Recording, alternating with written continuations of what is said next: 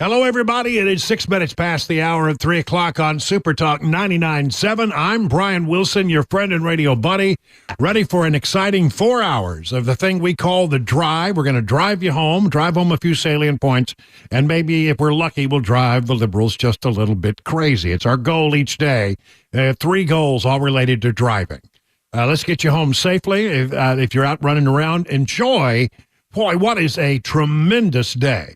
I mean, I got up this morning and I looked outside and I said, the pool is calling.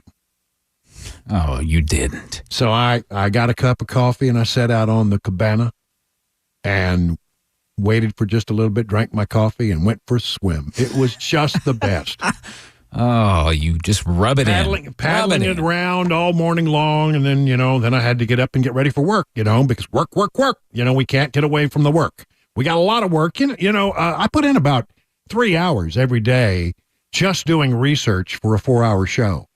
So, we put in our time here so that we bring you the best information and the latest information we could find. Now, if you've been at work or maybe you don't know, President Biden did finally come out today, a day late and $1 short, and condemn the protests that have been going on around the country.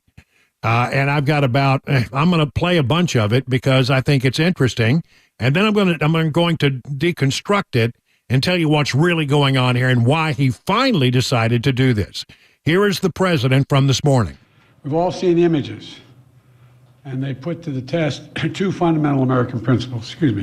The first is the right to free speech and for people to peacefully assemble and make their voices heard. The second is the rule of law. Both must be upheld. We are not an authoritarian nation where we silence people or squash dissent.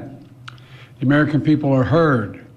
In fact, peaceful protest is in the best tradition of how Americans respond to consequential issues. But, neither are we a lawless country. We are a civil society, and order must prevail. Throughout our history, we've often faced moments like this because we are a big, diverse, free-thinking, and freedom-loving nation. In moments like this, there are always those who rush in to score political points. But this isn't a moment for politics. It's a moment for clarity. So let me be clear. Peaceful protest in America. Violent protest is not protected. Peaceful protest is. It's against the law when violence occurs. Destroying property is not a peaceful protest. It's against the law. Vandalism, trespassing, breaking windows, shutting down campuses, forcing the cancellation of classes and graduations. None of this is a peaceful protest.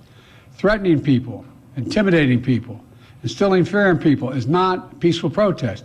It's against the law. Dissent is essential to democracy.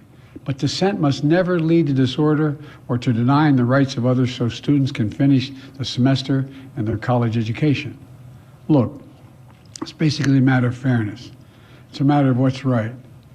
There's the right to protest, but not the right to cause chaos.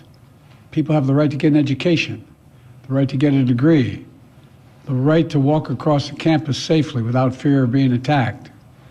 But let's be clear about this as well. There should be no place on any campus, no place in America for anti-Semitism or threats of violence against Jewish students. There is no place for hate speech or violence of any kind, whether it's anti-Semitism, Islamophobia, or discrimination against Arab Americans or Palestinian Americans. It's simply wrong. There's no place for racism in America. It's all wrong. It's un-American. I understand people have strong feelings and deep convictions. In America, we respect the right and protect the right for them to express that. But it doesn't mean anything goes. It needs to be done without violence, without destruction, without hate, and within the law. Make no mistake, as president, I will always defend free speech, and I will always be just as strong in standing up for the rule of law. That's my responsibility to you, the American people, and my obligation to the Constitution.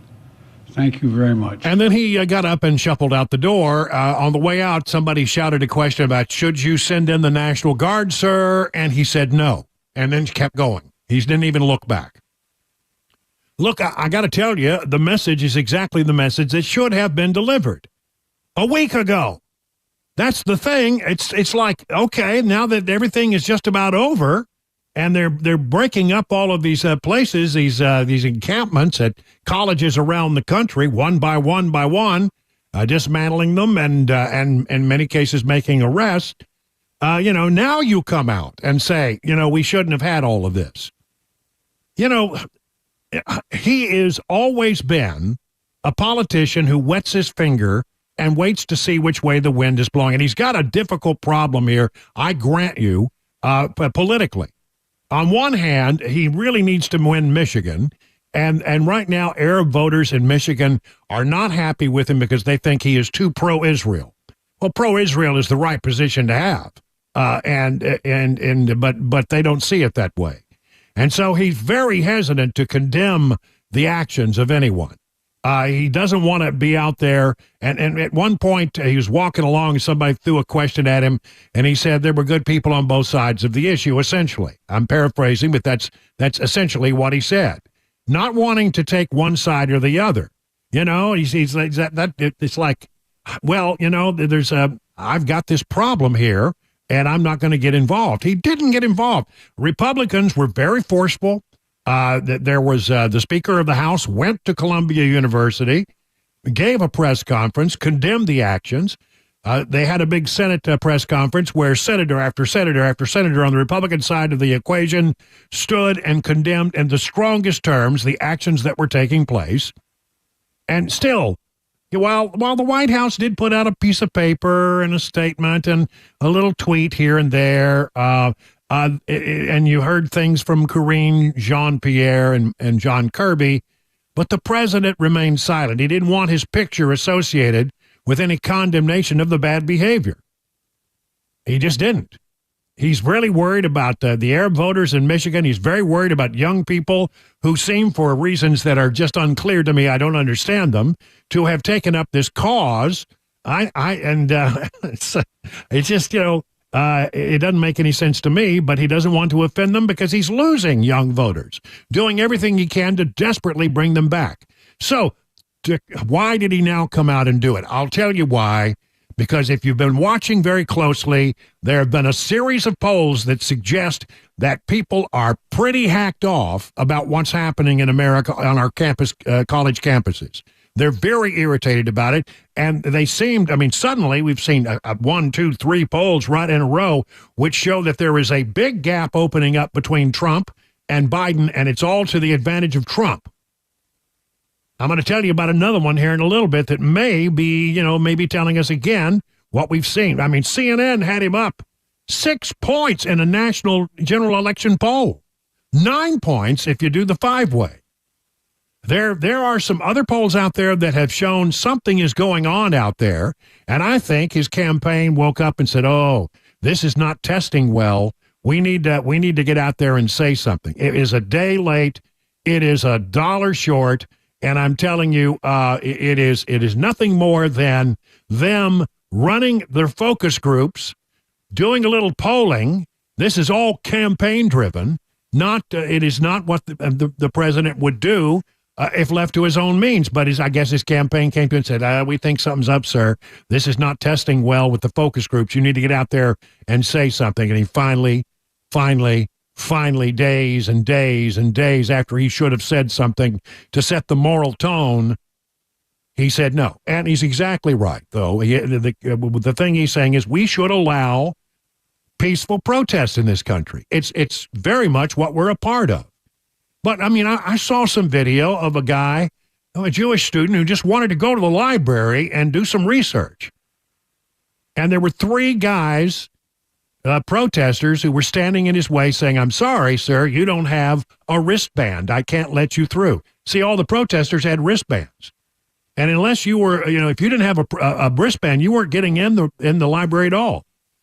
I tell you what, I turned over, looked over at Cabana wife, who were sitting on the couch watching this, and I said, if I had run into those 3 guys, it would have been on. We were going to test whether or not I could take those 3 guys, and I think looking at them, I probably could have. They weren't all that. I wouldn't have put up with it. But that's the kind of intimidation that's going on. Jewish students can't go to class. They can't go to the library. They're having to cancel our commencement ceremonies at university after university after university. Imagine having worked for 4 or 5 or 6 years to get your degree, 8 years in some cases. And now being told, I'm sorry, we can't have a commencement for you because, and your parents can't come because we don't have control of our campus. It's outrageous, outrageous. Around the country, they continue to take down these encampments. The latest one overnight was at UCLA. It was ugly, but they did arrest hundreds of pro-Palestinian protesters. Well, they detained them. I think what they told them was, as I understand it, if you are willing to walk out of here, there'll be no charges. If we have to carry you out of here, you're going to be charged. So each person got the opportunity to decide whether they wanted to be arrested, and a fair number wanted to be arrested. So hundreds of people detained Thursday morning as police began dismantling the encampment. California Highway Patrol was there. The police was there. They were taking care of it. And I think with the passage of time, what we're going to find out at UCLA is what we found out at Columbia. This story, finally, we've been able to put the pieces together, and we can now authoritatively say that nearly half of the anti-Israel protesters arrested at Columbia City College were not students. Surprise, surprise, surprise. I know you're shocked, stunned, and amazed at that. From the New York Post, nearly half of the protesters arrested at the Columbia University and City College campuses during the violent anti-Israel unrest were not students, police sources have said. Of the 282 protesters cuffed and hauled away during a massive NYPD operation late Tuesday, 134 of them had zero affiliation with either school, according to law enforcement sources. The mayor has repeatedly blamed this week on campus chaos, on professionals with a history of fueling non-peaceful protest. He touted the initial figure saying more than 40%, but now it's very close to 50. And they are professional agitators. They move from event to event to event, and it doesn't matter if you process them and put them back on the street.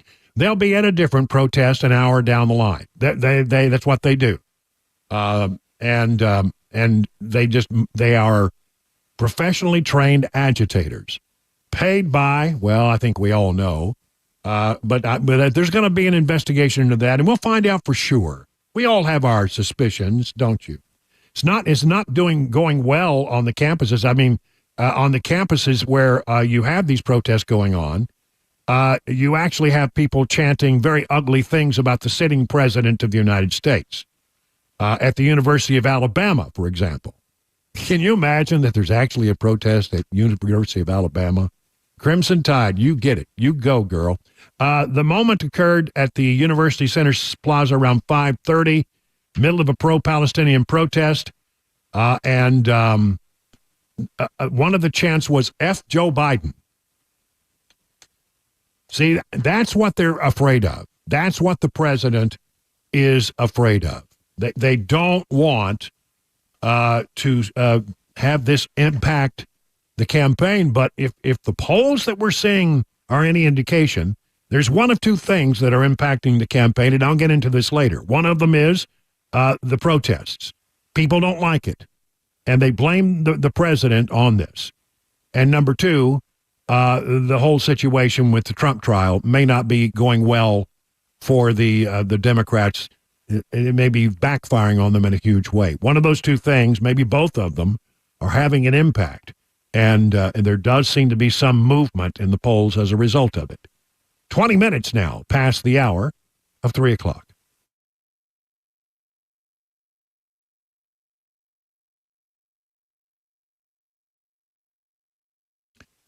You know, the chairman of the Federal Reserve has said that we're on an unsustainable fiscal path. And you know they're not going to pay off the $34 trillion debt anytime soon. They'll just print more money to pay off the interest on the debt and thus debase and weaken the dollar. Maybe you should think about saving with gold and other precious metals. I thought about that. And, when I started to think about it, I said, I really don't have the knowledge I need to make a smart decision here. but I got the professional guidance that I needed at Nashville Gold and Coin. You see, gold and silver can be a safe haven in uncertain economic times. And my friends at Nashville Gold and Coin are standing by to answer all your questions about the precious metals market. And this is the way it works. You make an appointment. You sit down one-on-one with my friends at Nashville Gold and Coin. They'll answer all your questions and help you make the precious metals investment that is right for you. It's friendly, you'll learn a lot, and you'll never be subjected to a high-pressure sales pitch. By the way, when you go in and you have any old coins laying around, bring them along. You may be surprised just how much they're worth. I know I was. So to set up that one-on-one appointment, just go to NashvilleGoldandCoin.com. That's NashvilleGoldandCoin.com. Hey, what's up, guys? This is Matt Murphy for Members Nutrition. I want to tell you about the Members Nutrition difference, and I want to encourage you to go over to the Members Nutrition website. Number one, they believe at Members Nutrition that they can sell vitamins and supplements at a lower cost point, and they're doing it every single day at MembersNutrition.com. Number two, they want to make these products right here in the United States of America, not from some overseas company, and they do that every single day. I encourage you to go to MembersNutrition.com. You'll get 50% off your purchase price at checkout. You don't have to put in any codes. Just go to MembersNutrition.com. Once again, MembersNutrition.com.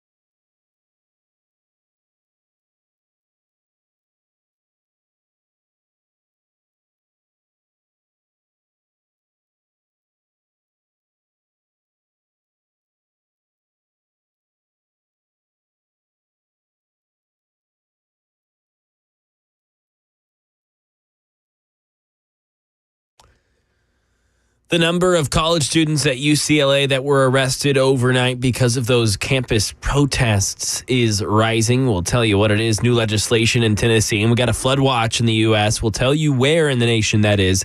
All coming up 30 minutes after the hour of 3 o'clock right here on Super Talk 99.7 WTN. 25 after the hour, that's Mac Morey there in the newsroom. He's, of course, doing the news, and he is the star of the runaway hit segment, Mac Morey's Wide, Wacky, Weird World of Sports. And that'll be at 5:25 today. Oh, yeah. You want to give us a preview of the topic we're going to be? Have you thought about it? Yeah, we haven't really gotten to dissect the Titans draft as much as I thought. So maybe we could look at some of those later picks. We talked a little bit about our first round pick, but let's go into what else they added. No, I think that's great. And tomorrow we'll refocus on the Predators and then their attempt to come back from a deficit. I like the Nashville Sound shirt you got too. Oh, Mac. Thanks. Yeah, I got this little Pretty guitar logo, singing and dancing or whatever. Pretty cool. I like it. All right, good. All right, well, you're just our sports maven. And there is Chris Weber in the control room pushing all the blinky buttons as he so ably does each day. Chris, have you ever, I mean, I know anybody who has a household, you end up buying things like on Amazon, or you go down to the Lowe's and you want to, like, you buy something and you kind of take it home and build it, right? Oh, yeah. It's not assembled. Yeah. Some assembly required, remember? Mm-hmm. I mean, I remember some Christmases where I did that all night long. Same. Right? And I can remember thinking, I'm not going to make this by daylight. But anyway, so I ordered. I wanted a cooler on wheels. It's like a nice cooler, and it's not one that has that rolls around on a couple of wheels that are attached to the cooler. It sits up on top of a little cart kind of thing, and you can it looks like it's really nice. And so I ordered one of those, and it came in a couple of days. Amazon dropped it on the front porch. And so Cabana wife and I, we started putting things together, but I ended up doing this one on my own in the garage. And I got it all taken apart, and I get rid of the box. I get rid of all the styrofoam packing materials. And as I finally get into looking at the instructions, I realize there are about 10 parts missing. Shoot. 10 parts. So there were parts in three. There were 2 bags that had little tiny parts in them, like screws and that kind of stuff. But I mean, there were literally no less than 10 pieces missing. So I think there was another bag of parts that they didn't put in that box. Yep. And it's brand new. I mean, and the box didn't look like it had been opened before. Not one of those things. So I'm trying to figure out, so what do I do? Because the box is already gone. I can't pack it back, and I'd never get it back in that box the way it was. You never can do that. Mm-mm. So I get the number, and of course, I'm doing this on a Saturday, so I've got to wait until Monday to call. And I finally call him on Monday, and I get a hold of this woman who had a distinctive Indian accent. And, so I think I'm dealing with somebody in another country. And I started saying I need Part G. Well, what is Part G? I have to tell her what Part G is. This is your Part product, H, isn't it? Yeah, I know. And I gave her give me the model number. And I gave her that. And made by, I don't know, should I say the name Black & Decker? Yes, it was Black & Decker. You think Black & Decker's not going to make this mistake. So I had to go through all 10 parts, and it gets really like, I need M5 by 10 volts. I need 16 of them. I mean, this is the kind of stuff that was missing. Mm-hmm. And so I get all the way down to the bottom of my list of the 10 parts that I need, and the call dropped. Oh, no. So I had spent at this point about 45 minutes, trying to figure this out. So I dial the number back. I get a different person. Go through all the rigmarole. And I have to go through all the rigmarole and explain what the deal is. And the guy says, well, just put it back in the box and ship it back to us, and we'll send you a new one. I said, no, the box is gone. I probably should have done that. So, yeah, send me that. You send it to me. I'll take the part out that I need, and then I'll ship that right back to you. That would have worked, but I didn't think that far ahead. So I said, no, I can't do that. So the guy said, well, okay. So we go through the whole list again. And, I have zero confidence I'm going to get this stuff. Yeah, I was going to say. And no, I've got no more emails from them, no indication that your parts are on their way, nothing. So I don't know what to do about this. But at some point, I'm going to engage the good people at Amazon, because I feel like they might be able to bring a little pressure to bear. Yeah. But isn't that the most irritating thing? Or just send you another one just to make you happy, right? Yeah, maybe. I know. Yeah, I know. If they would send me a new one now, I would just take out the bag that's missing, all the parts, and then just box it back up and ship it back to them and say, okay, thank you. Yeah. Here's the one that I couldn't put together. They'd never know the difference. Never. Yeah. Well, anyway, anybody got any good advice about how you get people's attention in a situation like this? Let me know. It is 30 minutes past the hour of 3 o'clock on Super Talk 99.7.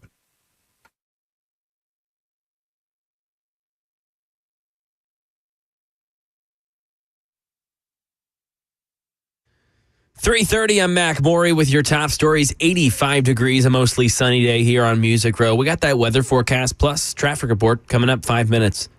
The number of arrested overnight during on-campus protests at UCLA has risen to around 200. Here's more from Jason Nathanson. At least 200 pro-Palestine protesters arrested early Thursday morning at UCLA, where police in riot gear cleared the growing encampment there, a scene playing out at many colleges around the country. It was pretty intense. Isaac Schiff was one of those arrested, and another protester, Elahe, said to expect more. We're not done. We're not going to leave this at that. We're not going to let people forget what happened. Most of the charges misdemeanors, so far no felonies on the books. Some new legislation here in Tennessee. The Tennessee General Assembly passed a bill that would give businesses nearly $2 billion in tax refunds and annual tax cuts. It's about 4% of the state's $52.8 billion budget. According to information from the Tennessee Department of Revenue, 53% of the money is eligible for taxpayers located primarily out of state. Only 19% of the businesses eligible for the money are out of state, per the TDOR. That bill is yet to be signed by Governor Lee. And a flood watch in effect for nearly 10 million Americans in southeastern Texas and Louisiana today after severe storms brought 6 to 8 inches of rain. In Harris County, Texas Judge Lena Hidalgo has declared an emergency for the area.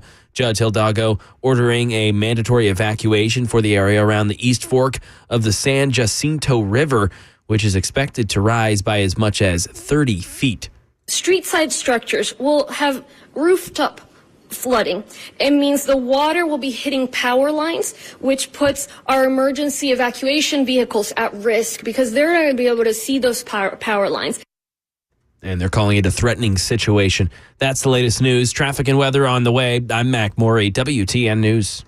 Hey, it's Dan Mandis, and I am so glad that California Closets has fixed my closet catastrophe. After exact measuring and planning, they came over and got to work. Yeah, once it was all plotted out on their 3D CAD system, the pieces are measured, cut, and precisely installed into my space. It was clean, fast, and professional, and above all, my new closets look and function great. Now, this was my dormer, and now this is my new dormer thanks to California Closets. Look at all of this added space for shirts and shoes, you name it, and it is cut so precisely, simply amazing. And my old closet that has now been reborn as the ultimate in style and functionability, making the best use of the space that I had. They can work on just about anything: bedrooms, garages, home offices, closets, pantries, and so much more. Find them online, CaliforniaClosets.com, and see what they can do for you. You can schedule a free design consultation. Mention my name, CaliforniaClosets.com.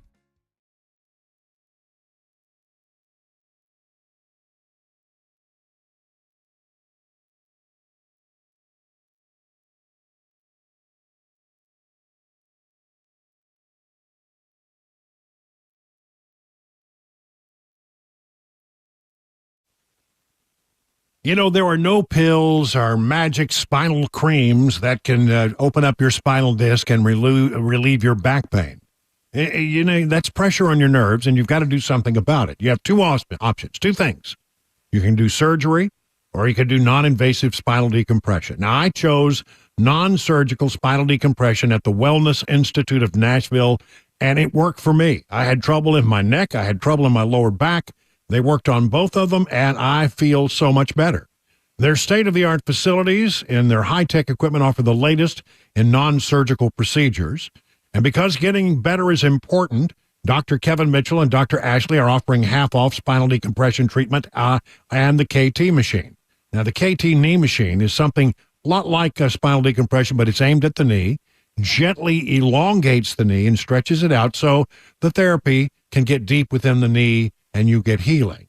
Now, because they care so much about you, and if you're a new patient, they will give you an exam, a consultation, and your first treatment for only $23. To take an x-ray if you need one. If you got an MRI, bring it in. I'm telling you, you've got $23 on you, and that will get you started. So easy to get started. Call this number, 615-246-5009. I'm Brian Wilson, and I put my stamp of approval on the Wellness Institute of Nashville. Again, that number, 615-246-5009. Learn more at painisbad.com. Hey, what's up, guys? This is Matt Murphy for Members Nutrition. I want to tell you about the Members Nutrition difference, and I want to encourage you to go over to the Members Nutrition website. Number one, they believe at Members Nutrition that they can sell vitamins and supplements at a lower cost point, and they're doing it every single day at membersnutrition.com. Number two, they want to make these products right here in the United States of America, not from some overseas company, and they do that every single day. I encourage you to go to membersnutrition.com. You'll get 50% off your purchase price at checkout. You don't have to put in any codes. Just go to membersnutrition.com. Once again, membersnutrition.com.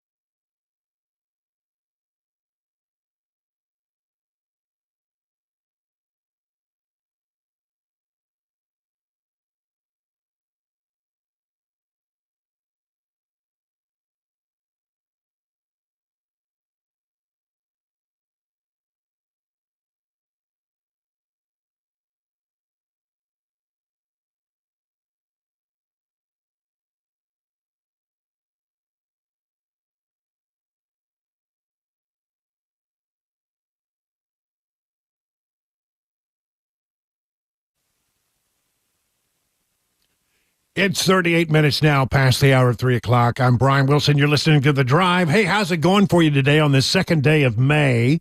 84 degrees out there. We had 86 a few moments ago. So maybe we've hit the peak for the day already. Yeah, I don't think we're going to get that record of 90 degrees. No, we were looking for 90. We were hoping for 90. We thought 90 would break the record. Or I don't know if we're hoping for it, but well, I don't know. It'd be nice. Good hot day. Get the cicadas going.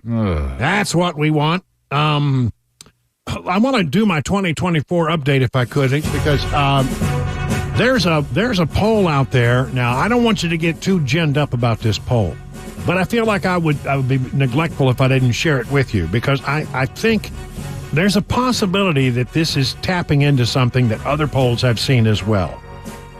It is a poll put forward by Kaplan Strategy Survey. Now, they do it differently. These are not registered voters. These are not likely voters. These are just general population people, and they collect their information via cell phone and internet. And so it's a little bit different methodology than some of the other polls. And a lot of pollsters sort of look down their nose at it and think it's not very reliable. But one way or the other, I think we need to report this, because I think if they're onto something, and I think there are other indications that they might be onto something, then this is huge. Trump is trouncing Biden by 15 points in Michigan. That's what they found. 6 months ahead of the November election, former President Donald Trump is leading Democrat incumbent Joe Biden by a whopping 15 points in Michigan, a key swing state. You cannot win. I don't think you can win the presidency without winning Michigan. This is according to Kaplan Strategy Survey. The former president polled 51% to 36% in the battleground state. The margin of error for the survey was plus or minus 3.5 points. So that's well beyond the margin of error. The pollster reports that Trump's success is rooted in maintaining the stability of his favorability ratio. Key to Trump's dominance in our poll has been his campaign's ability to stabilize his favorable to unfavorable ratio to a degree better than Joe Biden has. Michigan's 16 electoral votes went to Trump in 2016, breaking up the blue wall of states that had consistently voted for Democrat presidential candidates, including Wisconsin and Pennsylvania. Trump's success in the Great Lakes state propelled him to the White House by galvanizing working-class Rust Belt voters and reshaping the Republican Party into a blue-collar populist stronghold. And the former president won the battleground state by an extremely thin margin, edging out Democrat Hillary Clinton. While a 15-point lead is welcome to Trump supporters, not everyone agrees or puts much weight in the poll. So I just want to throw that out there. But why do I bring it to your attention then, you say? Well, number one, it is entirely likely. I'm beginning to detect that something is going on. We've seen a couple of polls that are rather eye-opening. But, I mean, we've seen several of them, most notably the CNN poll, which is a general election poll. It's sort of like this, except that they talk to people who are either registered or likely voters. And they came up with Trump winning some of these states by as much as 6 or 9 points. So, I mean, it really, honestly, the CNN poll was a general election poll. 6 points if it's a direct matchup between Biden and Trump. It would be 9 points, they found, if it was a matchup, a 5-way matchup, as we have seen with RFK and Kennedy and with West and Stein. And so there we have that. So, I mean, there are some things out there which have been eye-popping that may indicate in these most recent polls that something is going on there. Well, what's going on out there that could have changed things? Number one, I think you look at the Trump trial. I think a lot of people have come to the conclusion that this is an unfair trial. And that this is what they call lawfare. Instead of warfare, it's lawfare. And the Democrats are using it against this former president, so he can't get out and campaign. It seems inherently unfair. And look, I mean, I've seen other polls that suggest that the whole trial process doesn't really impact people all that much. If you like Trump, you don't care. If you dislike Trump, it doesn't matter. It's not going to be, I think, the defining element, except that it keeps him off the campaign trail. And I think people think that's inherently unfair. I mean, to tell it's been resolved, but to initially tell Donald Trump you can't go to the Supreme Court to hear the testimony of an incredibly important case that involves, another one of your legal challenges, that you can't go to your son's graduation. So I think they think that that's just not right. The other thing, of course, that's going on is the whole situation at these college campuses. I think many Americans look at this and they are angry.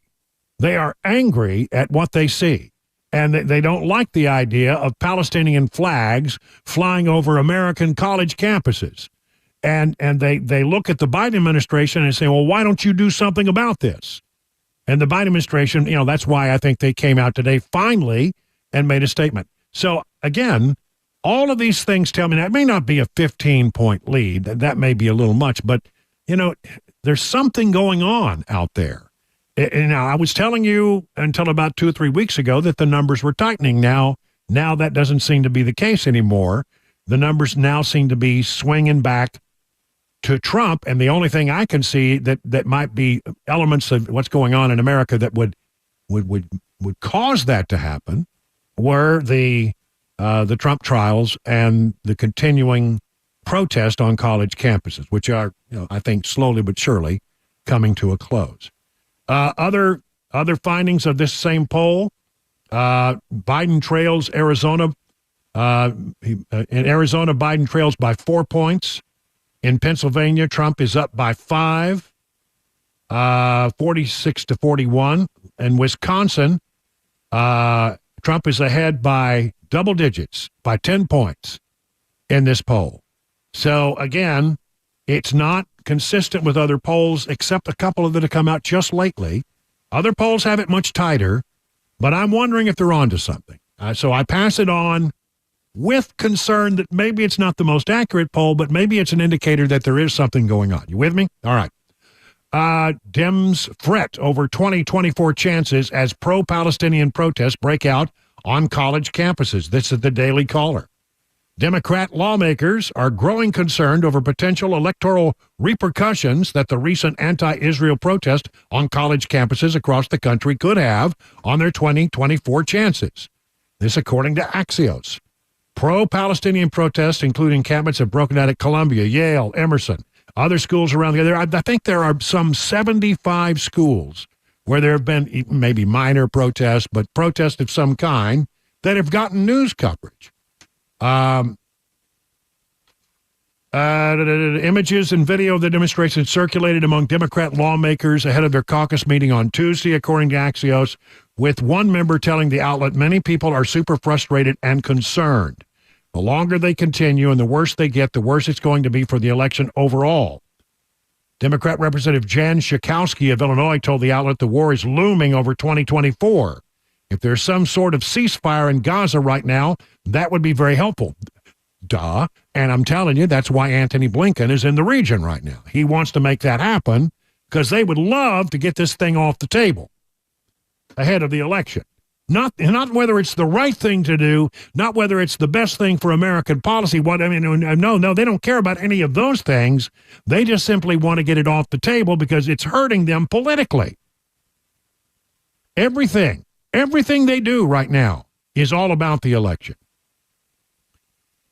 New Democrat coalition chair Annie Kuster of New Hampshire noted that some members have kind of been holding back from weighing in on the demonstrations.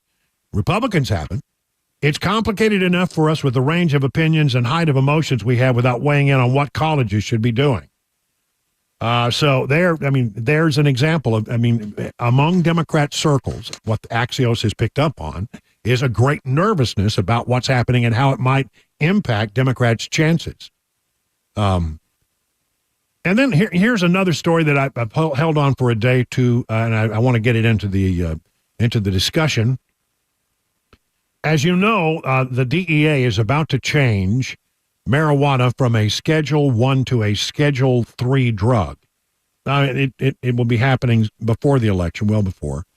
And the Wall Street Journal says, will looser marijuana rules help Biden move the needle with young voters? Again, every policy that they throw out there, I'll just say it again. Everything that happens in Washington at this time, all the way up until the election, you have to look through the lens of the election to understand what's going on. These things don't come out of nowhere. There's probably not going to be any significant legislation, but a lot of action. On Capitol Hill, Democrats and Republicans are going to put up these votes that I call gotcha votes, just to find out where people are so that when you run against them, you can say in a 30-second campaign commercial that they supported this or that, or they were against this or that, etc. They put them on the record. It's putting people on the record, but it's not really significant legislation. It's what I call gotcha votes.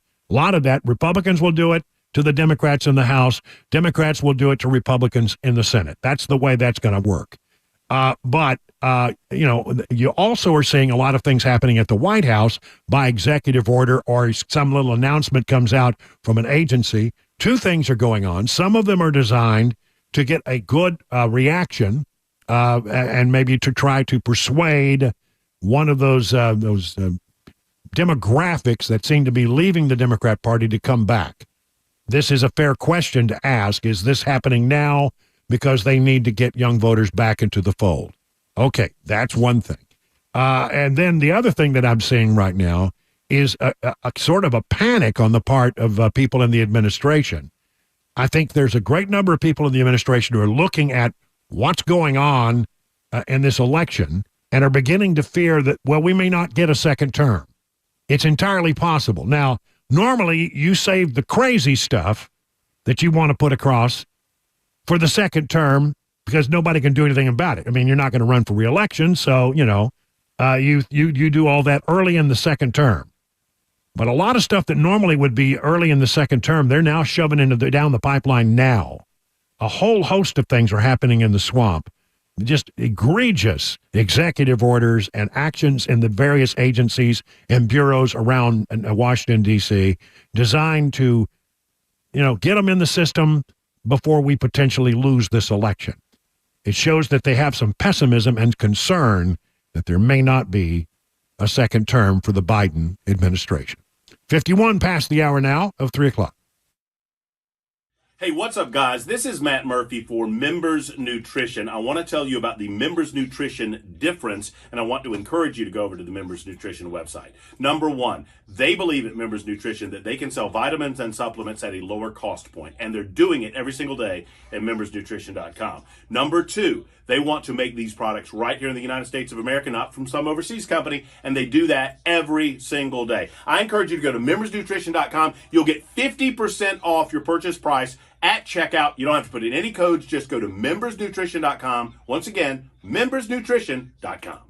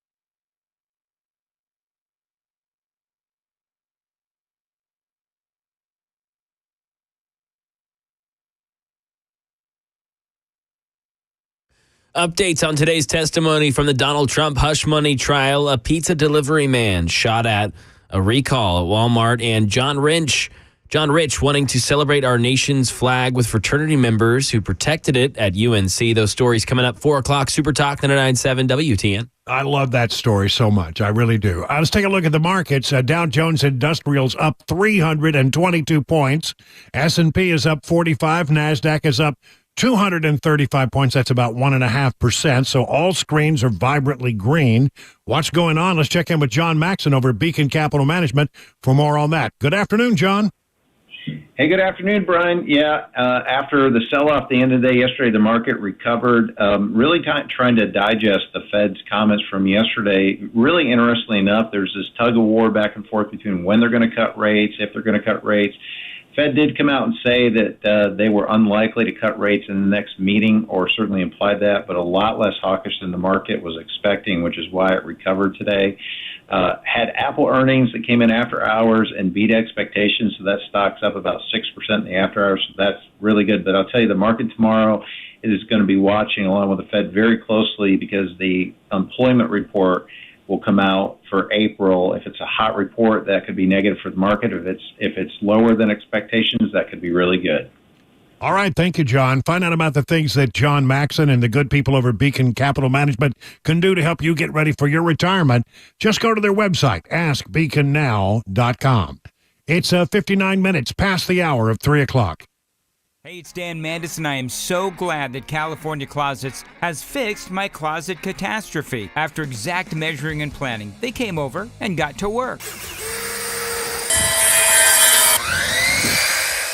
Yeah, once it was all plotted out on their 3D CAD system, the pieces are measured, cut, and precisely installed into my space. It was clean, fast, and professional, and above all, my new closets look and function great. Now, this was my dormer, and now this is my new dormer thanks to California Closets. Look at all of this added space for shirts and shoes, you name it, and it is cut so precisely, simply amazing. And my old closet that has now been reborn as the ultimate in style and functionability, making the best use of the space that I had. They can work on just about anything: bedrooms, garages, home offices, closets, pantries, and so much more.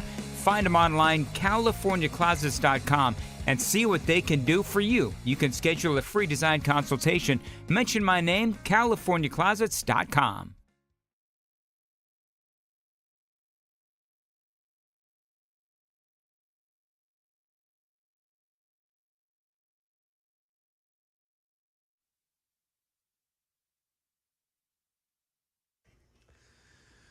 Four o'clock, I'm Mac Morey with your top stories. Currently 85 degrees. Still got those summer-like temperatures here in Middle Tennessee. Expecting a possibility for showers here later on tonight that'll leak in to tomorrow, possibly even our weekend. We'll tell you all about it in the complete weather forecast, plus a traffic report coming up in 5 minutes.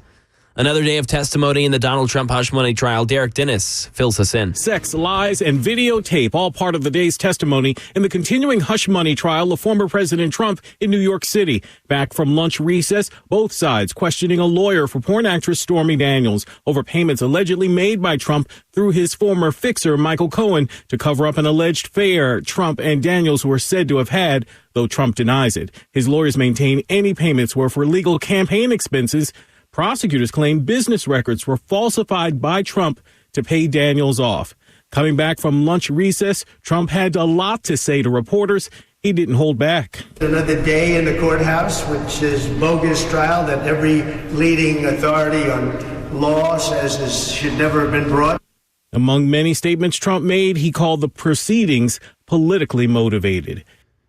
And here in Tennessee with a crime story, Fox 17 reports that a pizza delivery driver, 18-year-old Kevin Wheeler, said that he was shot at 7 times after he accidentally pulled into the wrong driveway. It happened Monday night in Ashland City when Wheeler parked in the wrong driveway. He went to the correct house next door, and when he got back to his truck, suspect Ryan Babcock walked out and started firing shots. He was hiding behind his truck. He says that he was just a couple inches away from getting hit in the head from Babcock. And Babcock's now charged with aggravated assault. But Wheeler's family said they're talking with the district attorney's office. They're trying to pursue aggravated homicide for that suspect. And Babcock currently out on bond. And more than 16,000 pounds of ground beef sold at Walmart being recalled for a potential E. coli contamination. Dave Packer. A consumer alert for customers who bought 6 different types of raw ground meat at Walmart. The recall announced by the U.S. Department of Agriculture's Food Safety and Inspection Service along with Cargill Meat Solutions.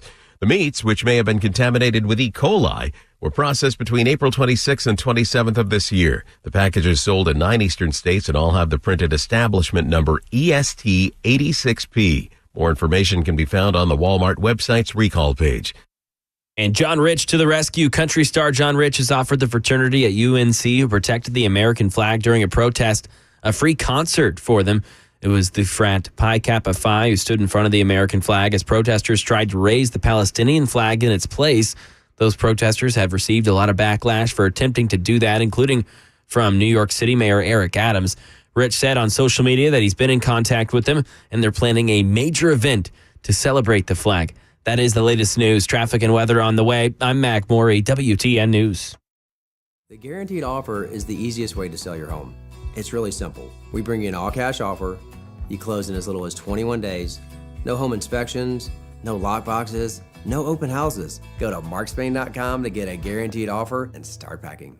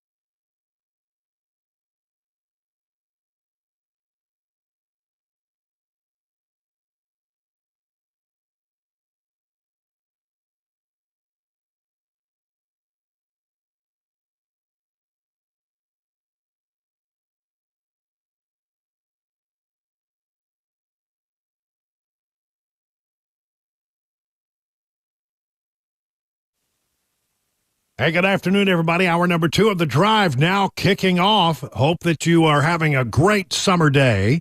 I have some of the best listeners out there. And a little birdie told me that there's a guy who listens to me all the time, and his name is Ronnie Kilby. And I just wanted to say, hello, Ronnie. Hey, listen, thanks for listening to The Drive. We greatly appreciate it. Ronnie is the dad of Cody Kilby. And, I tell you, Cody is one of the best flat picker I've ever seen in my life. I mean, I used to think I had a little guitar ability, I used to think so. Then I saw Cody Kilby play the guitar, and I said, nope.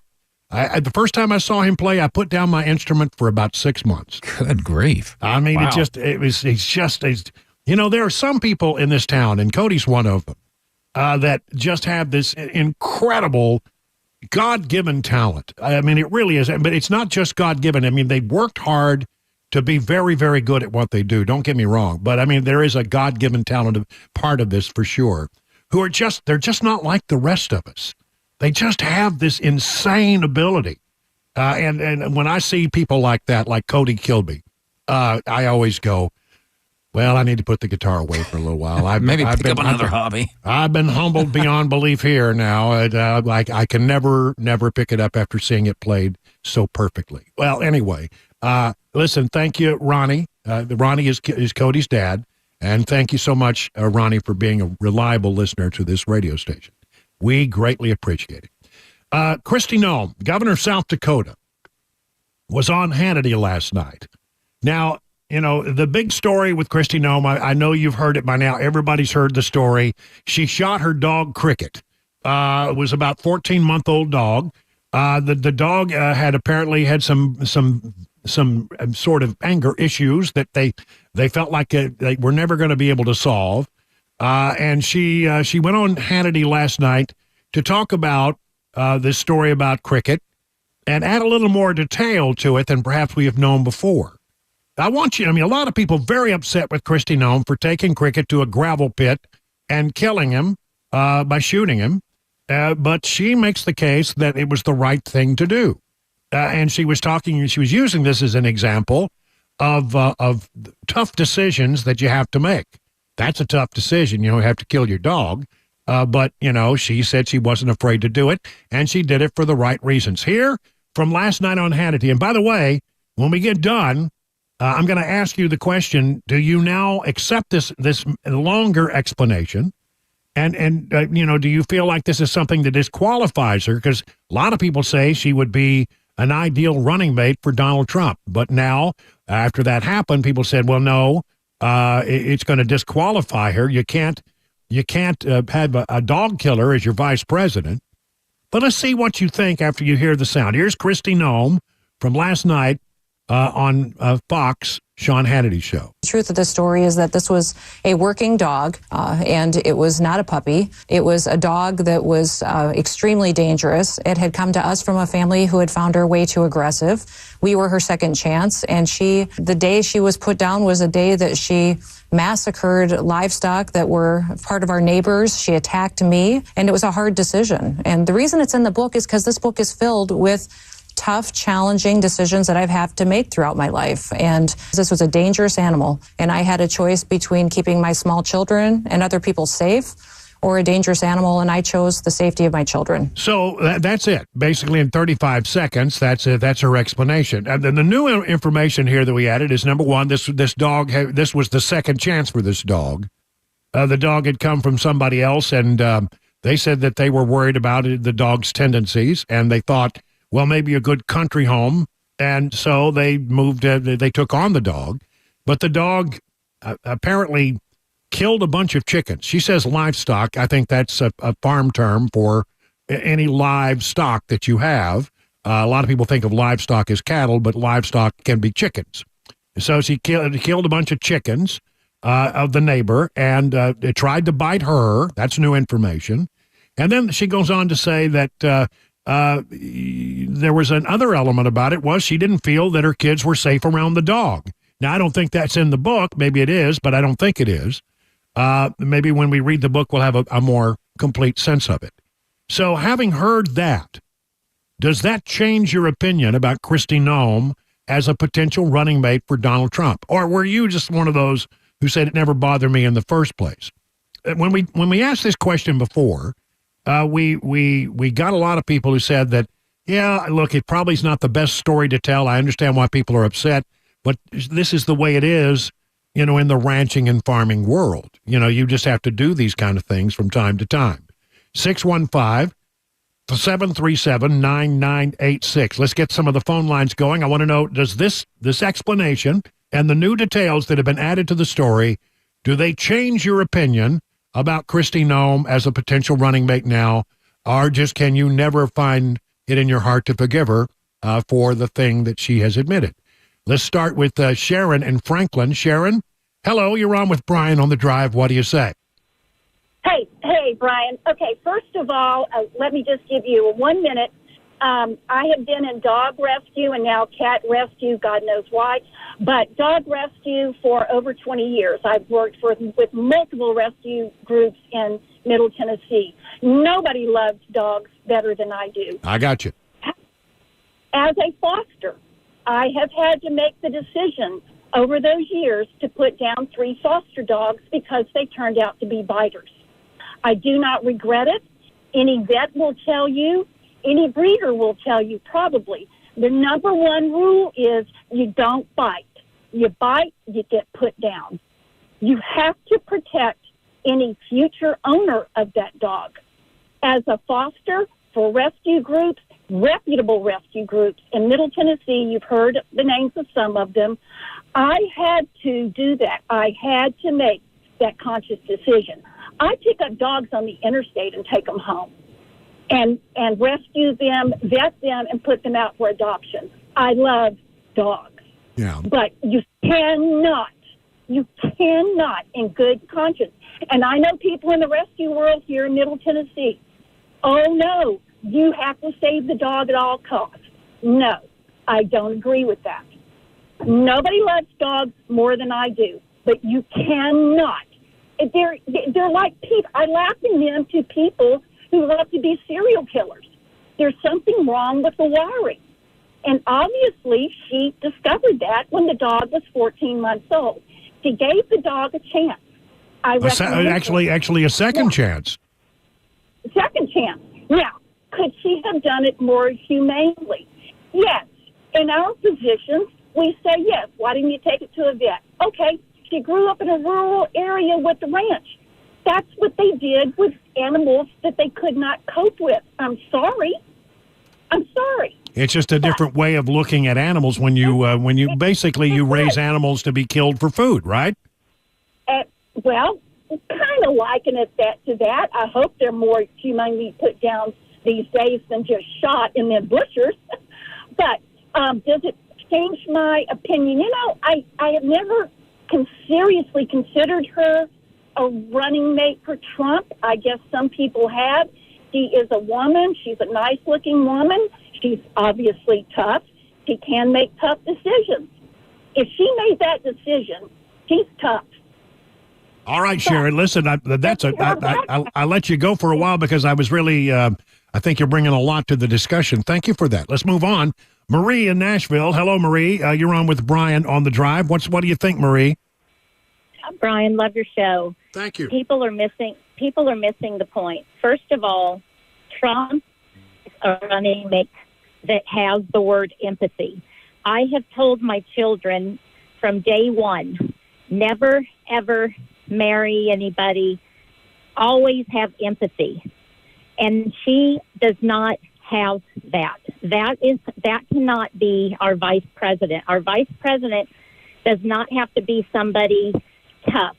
Now, she did not need to put it in a book and tell about the gravel pit and how she went and shot it. That is something that she did, but she did not need to do a tell-all about it. Well, you know, Yes. I agree with you on that, Marie, because it is baffling to me how this ended up in the book. I mean, you have, when you write a book, you have editors, and generally, editors are there to save you from yourself, to say, you know, I don't know about this story.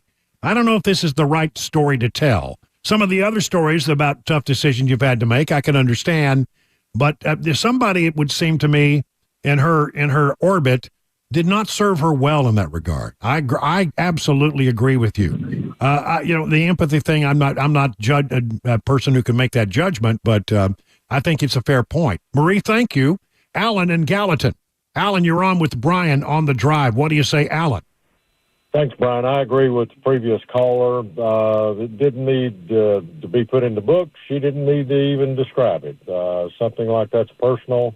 I don't agree with her for doing it, but therefore, to me, it shouldn't have been put in the book, and it never should have been brought out. Well, having said all that, Alan, and I appreciate that, but can you forgive her? Do you think you can consider her as a running mate for Trump, or is she just out for you? She'd be out for me. All right. Thank you, Alan. Greatly appreciated. This is great discussion. Karen in Lebanon. Karen, you're on with Brian on the drive. Hello, Karen. You're up next. What do you say, Karen? Hi, Brian. I haven't read the book. Everything I've heard about this story, I heard on WWTN. I understand that sometimes people do have to do things that are unpleasant for a safety reason, but when I heard the line, I always hated that dog, she lost me. That just turned my stomach, and I am an animal rescue person as well. So, yeah, that did it for me, and I do not think it should have been in a book. All right, Karen, thank you very much. This is obviously we're going to have to continue this discussion for a while. Jack is up next in White Bluff. Jack, hello, you're on with Brian on the drive. What do you say, Jack? I say that if I grew up on a farm, we had dogs that got in the neighbor's sheep, and we terminated them, and that's the way it is on a farm and a ranch. As far as my feelings for her, I don't think she should be the vice president. She's got a cabinet post coming, but there's some things that people don't need to know, and probably shoot the dog was one of them. Yeah, I mean, you got to wonder. I mean, that's a fair point, Jack. What do you want in your elected officials? Well, most importantly, you want an elected official that has a good sense of judgment. I mean, that's what you want most of all, right? Does this decision to put it in a book, does that show the best judgment? I think is a real good question. Jack, thank you so much for the call. Let me get one more in, and then we're going to take a break, and we'll come back and do some more calls. Sandy in Gallatin, hello, you're on with Brian on the drive. Hello, Sandy, what do you think? Hey, Brian, first of all, I love your show. You do a great job. Why, thank you. Personally, I have no respect for someone that shoots a dog, especially someone in her shoes who can greatly afford to put the dog down humanely. I've seen dogs shot. It's horrendous. It's heartbreaking. And, yes, it would definitely change my mind. And so no way in the world could you ever consider her as a vice presidential running mate. She's dead to you as far as you're concerned. She definitely is. All right, Sandy. I understand that there are people that cannot afford to have a vet, and they probably can put a dog down humanely. I think the part that bothers me the most is she took this dog to a gravel pit, and I guarantee you that the dog laid there to rot in a gravel pit. She would not have taken it to a gravel pit if she planned to bury that dog, which would have been a more humane thing to do. So I have no respect for her. All right, Sandy, thank you so much. Listen, it's 20 minutes now past the hour. If you're on the phone right now, hang in there. We're going to come back and do some more of these calls. It is now, again, 615-737-9986. It's 21 minutes past the hour.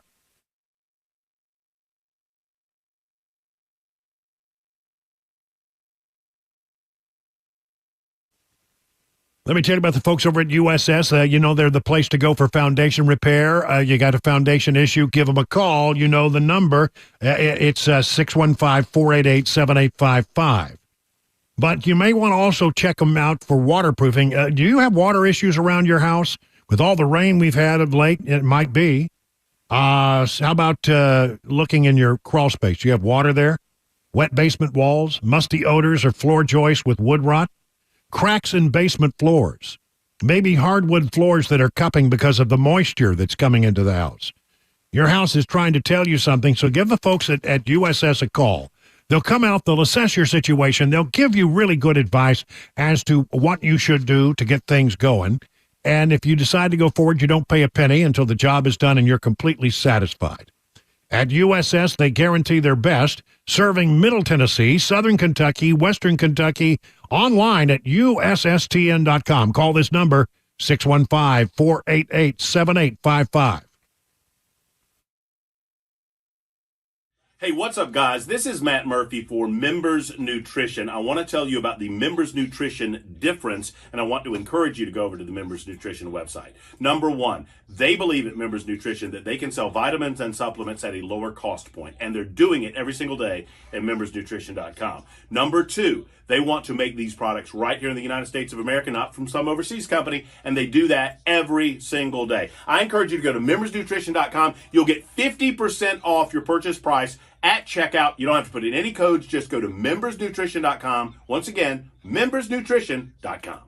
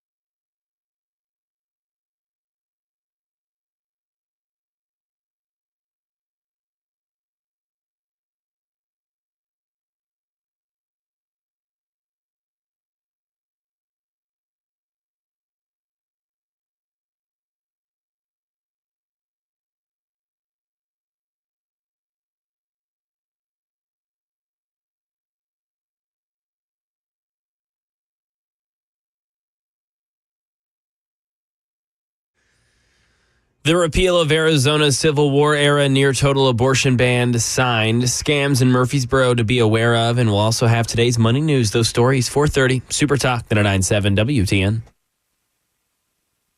We were her second chance, and the day she was put down was a day that she massacred livestock that were part of our neighbors. She attacked me, and it was a hard decision. And the reason it's in the book is because this book is filled with tough, challenging decisions that I've had to make throughout my life. And this was a dangerous animal, and I had a choice between keeping my small children and other people safe or a dangerous animal, and I chose the safety of my children. That's South Dakota Governor Kristi Noem last night on Hannity, adding a few more details to the discussion. I mean, first of all, it wasn't a pet. It was a working dog. The dog could not work because the dog was mean, had apparently eaten and killed a bunch of chickens that belonged to the neighbor, had bitten her, and she just felt like, according to her side of the story, that it was a danger to her kids, so she put the dog down. Now, you and I, if we ever had to put down an animal, I mean, anybody who's had a dog, sometimes you reach the point where the dog is, in the last hours of life, and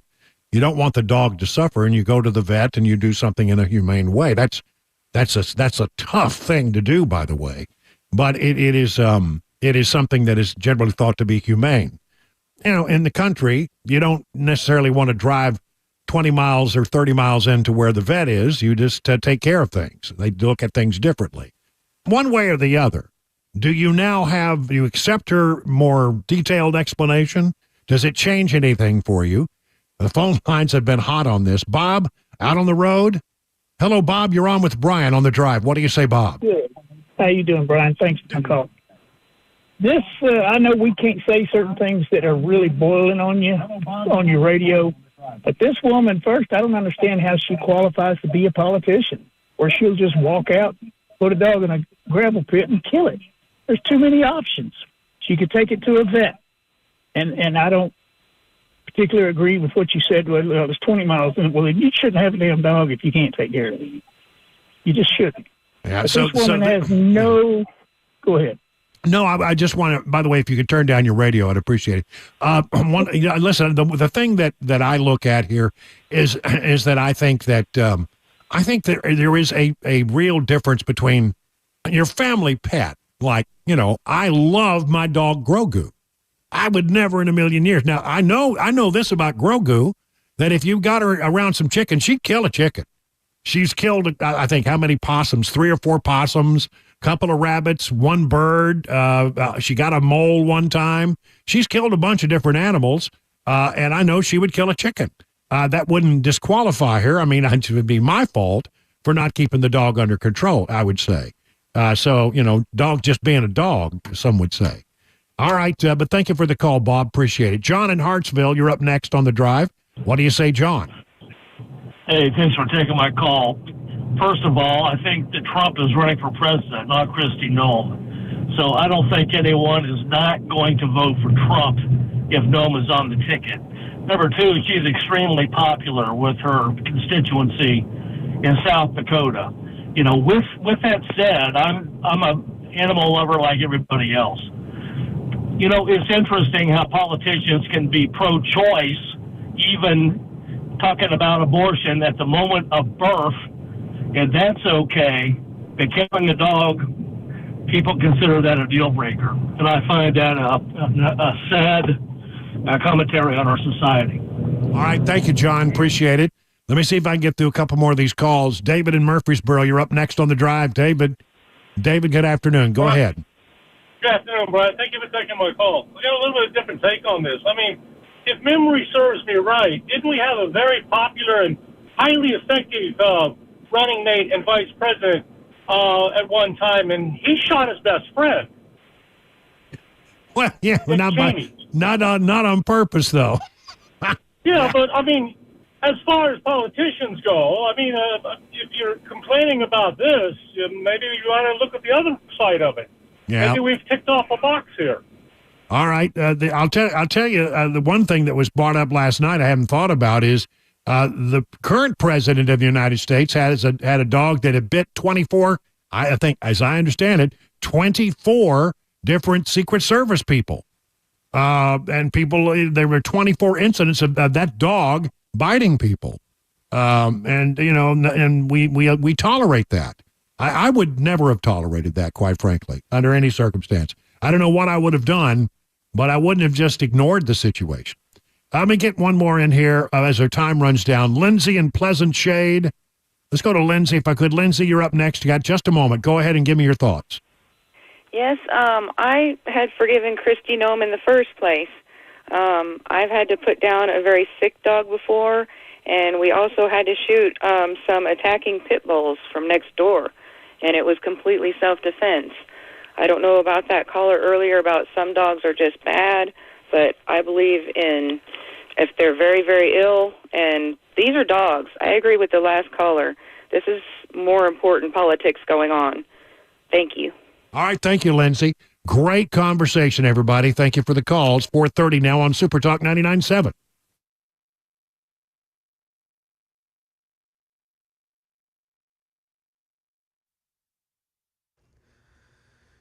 It's 4:30. I'm Mac Maury with your top stories. Right now, 84 degrees, mostly sunny in Nashville. Could see some showers here later on this evening. That'll head into Friday, possibly even the weekend. Could be wet these next couple of days. Forecast traffic report just ahead 5 minutes. Democratic Governor Katie Hobbs has signed the repeal of Arizona's Civil War era near total ban on abortion. At today's signing, Hobbs called it just the beginning of the fight for protecting women's reproductive health care. Arizona women are still governed by a ban that leaves no exceptions for rape or incest, nor does it account for complications during pregnancy. She continued saying she's proud, but that they still have more work to do. Back here in Tennessee, the Murfreesboro Police Department alerting the public to a sophisticated scam targeting elderly residents. One is from someone impersonating McAfee Services, and another one by scammers posing as Microsoft and Federal Trade Association employees. One 75-year-old was deceived into writing a total of $138,000, and a 73-year-old victim deceived into setting up a new bank account and transferring $32,000 into it. Now over to Money News. Here's Chuck Severston filling us in from Wall Street. The major indexes are trimming their losses for the week, posting strong gains at Thursday's close. The Dow added 323 points. The broader S&P 500 gained 46, and the Nasdaq index up 235. In the bond market, Treasury yields were easing ahead of a monthly report Friday from the Labor Department on how many jobs employers added last month. Economists expect it to show a slowdown in hiring. Microsoft says it'll invest over $2 billion over the next 4 years in new cloud and artificial intelligence infrastructure in Malaysia. The company already this week announced similar investments in Indonesia and toward a regional data center in Thailand. In its annual report, the IRS says it's taken steps to address a wide disparity in audit rates between black taxpayers and other filers. And the agency is more closely examining the returns of larger numbers of wealthy people and major companies. And that is the latest news, traffic, and weather on the way. I'm Mac Morey, WTN News. The guaranteed offer is the easiest way to sell your home. It's really simple. We bring you an all-cash offer. You close in as little as 21 days. No home inspections, no lock boxes, no open houses. Go to markspain.com to get a guaranteed offer and start packing.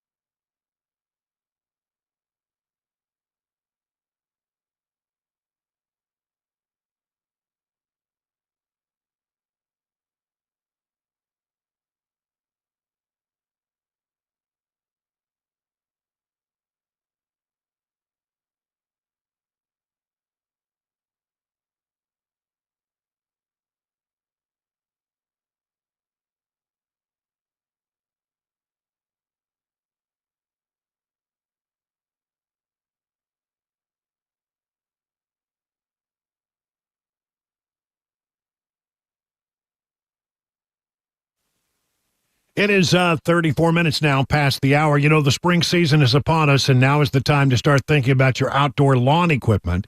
DT McCall can help you because they got their spring Cub Cadet mower sale going on for 2 more days. That's right, today, the 3rd and the 4th in the Cookeville office at the Cookeville location. You should know that DT McCall & Sons is ranked as one of the top Cub Cadet dealers in the United States. Now, if you have never dealt with a Cub Cadet mower, I'm telling you, it's a thing. I bought a Cub Cadet zero-turn mower for my property here in Watertown from DT McCall's, and I love the thing.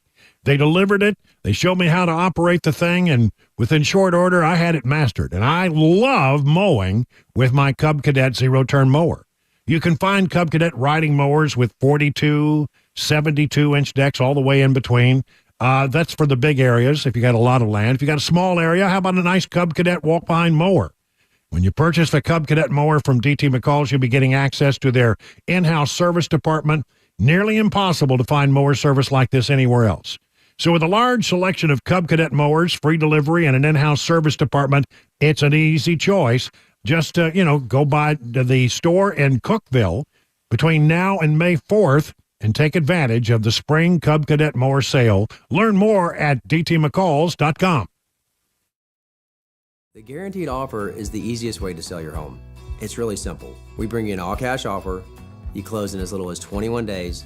No home inspections, no lock boxes, no open houses. Go to markspain.com to get a guaranteed offer and start packing.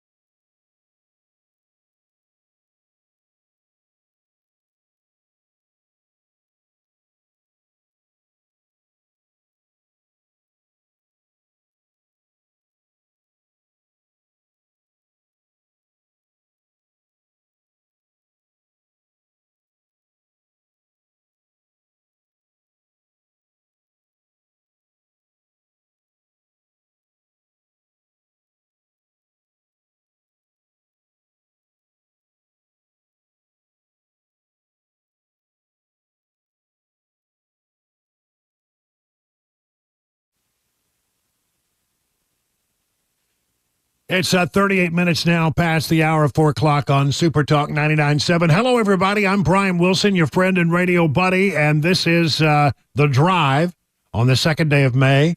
Brilliantly beautiful day. Just a gorgeous day. 86 degrees is what I got right now here in Bucolic Watertown.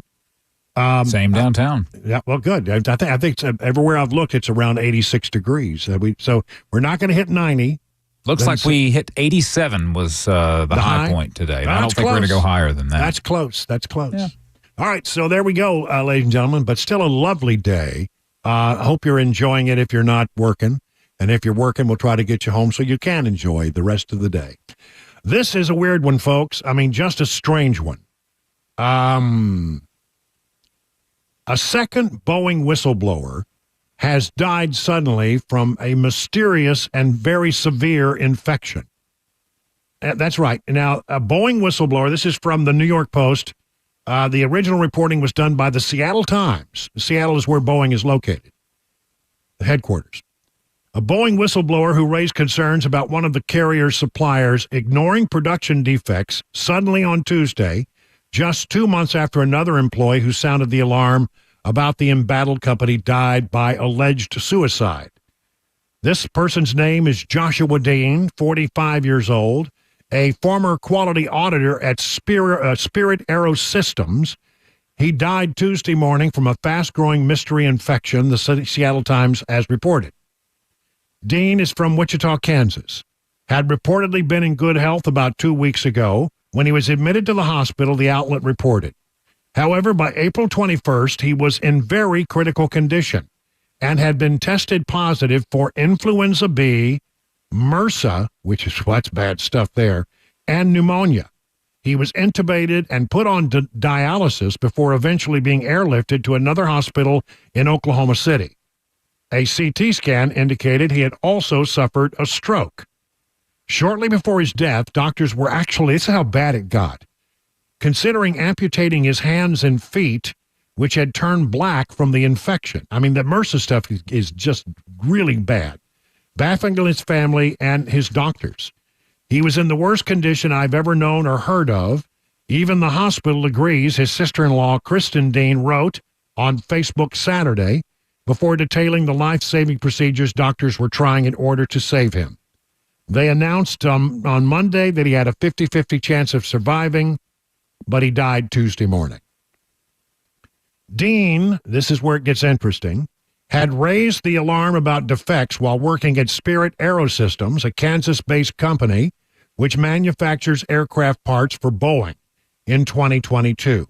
Less than a year later, he was fired. I think they were sending out a message, Dean later told NPR of his firing. If you're too loud, we will silence you. Dean had been at Spirit since 2019 as a quality auditor and raised concerns about improperly drilled bulkhead holes on parts that Spirit made for the Boeing people that went on the Boeing 737 MAX planes. He claims that flagging the issue with his management had no effect. He said his focus on the improperly drilled parts caused him to miss another issue with fittings between the vertical tail fin to the fuselage of the aircraft, which was later discovered and led to his being fired. The issues with the improper drilling were later acknowledged by Spirit Aerosystems. Both issues caused delays at Boeing manufacturing plants. Dean, who provided testimony he and other workers were told to downplay any problems they identified, filed a complaint with the Federal Aviation Administration, which claimed he was scapegoated in Spirit's effort to keep the Boeing production issues a secret. In November of 2023, he also filed a complaint with the Labor Department on the grounds of wrongful termination. The case was still pending at the time of his death. Following a January incident involving a door hatch which flew off Boeing 737 MAX 9 during an Alaska Airlines flight, one of Dean's former colleagues backed up his claims to the Seattle Times. It is known at Spirit that if you make too much noise and cause too much trouble, you will be moved, Dean told the Wall Street Journal earlier this year. It doesn't mean you completely disregard stuff, but they don't want you to find everything and write it up. Dean's death comes less than 2 months after Boeing whistleblower John Barnett died from an apparent self-inflicted gunshot wound in March. His death is still under investigation by the local police after Barnett's lawyers raised the alarm, saying, "We didn't see any indication he would take his own life. No one can believe it." The same lawyer, Brian Knowles, is also representing Dean. He told Time about the other person's passing. Josh's passing is a loss to the aviation community and of the flying public. He possessed tremendous courage to stand up for what he felt was true and right and raise quality and safety issues. When asked if he agreed with the growing theories linking his client's back-to-back deaths, Knowles said he would like to see the evidence from the investigating authorities. What society does not need is people in fear to speak up, he noted. Spirit Aerosystems told multiple outlets that their thoughts are with Josh Dean's family. This sudden loss of stunning news here and for his loved ones, the company said. Company that fired him. Again, what's interesting about this is the first guy who had actually given a deposition in the case, talking about, how he was wrongly fired and how there were all kinds of quality control issues at his place where he was working. The day after he gave that deposition, he was found in his truck by police and he was dead. The initial read by police was that it was a self-inflicted gunshot wound. But nobody who knew this guy felt like he was depressed or, in fact, he had told some people, he said, look, if something happens, I want you to know I'm not feeling suicidal. And now this other individual, and this one is weird. The doctors don't know what happened here. They don't know, you're talking about a whole bunch of real serious medical problems. Influenza B, MRSA, and pneumonia. And it continually deteriorated to the point where he was on dialysis and they had to stop and think about removing his hands and feet in order to save the man's life. So again, very strange. Doctors don't know how in the world this happened. They're mystified by what happened. And then you got this other thing where he is alleged to have committed suicide the day after he gave a deposition, although no one believes that he was feeling depressed or suicidal on any level. I don't know, I don't want to cast aspersions, but that's weird. And I think most people look at it and say it is weird. Here's from the Post-Millennial. Dean was in good health and lived a healthy and active lifestyle, according to relatives, but died after contracting a fast-spreading infection.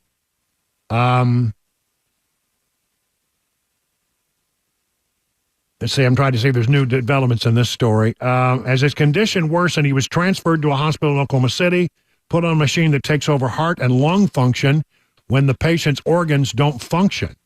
Dean was represented by the same South Carolina law firm that represented Boeing whistleblower John Mitch Barnett, who was found dead from an apparent suicide earlier this year. Dean is a mechanical engineer discovered in October 22 that mechanics had improperly been drilling holes in the aft pressure bulkhead of the MAX aircraft. They say the Spirit Airline developed parts. Boeing got out of the business of making all of its own parts, and they put a lot of this work on the hands of subcontractors. But by doing so, they lost the ability to closely watch, and they counted on the quality control people at these different companies to keep an eye on things and to make sure that there weren't any problems. But the companies, if they report too many problems, guess what happens?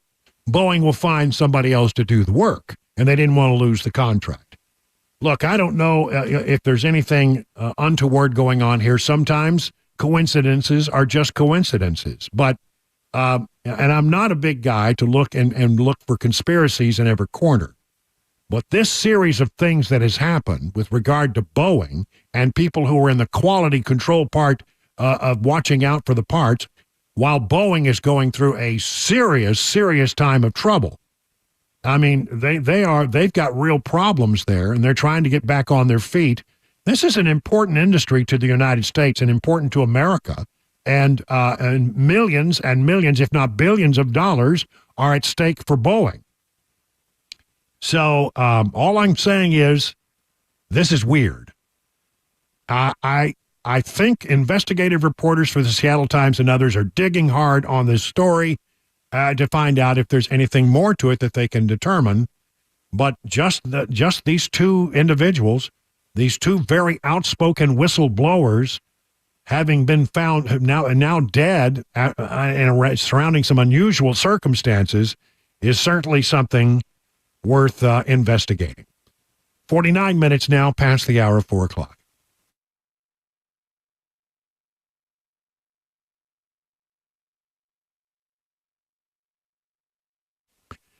Let the team at Restoration Wellness help you achieve your summer goals. That's right. It's summertime, and you want your summer body, right, for the pool, for the beach.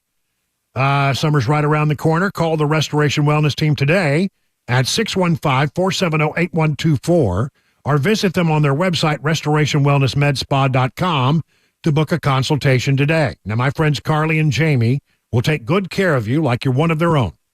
Be a part of the 1,000 patients who have already seen life-changing results from the weight loss management programs they provide.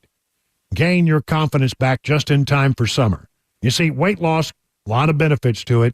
You get your energy levels up, you improve your quality of sleep, enhance your overall health. I know it's worked for me and Cabana Wife. We're very happy with the results we've seen. Customizable treatment plans, they're not just one-size-fits-all ideas. They sit down, they talk about your unique needs, your lifestyle, what are your goals. So whether your goal is to lose stubborn body fat or improve overall health, Restoration Wellness has a solution for you.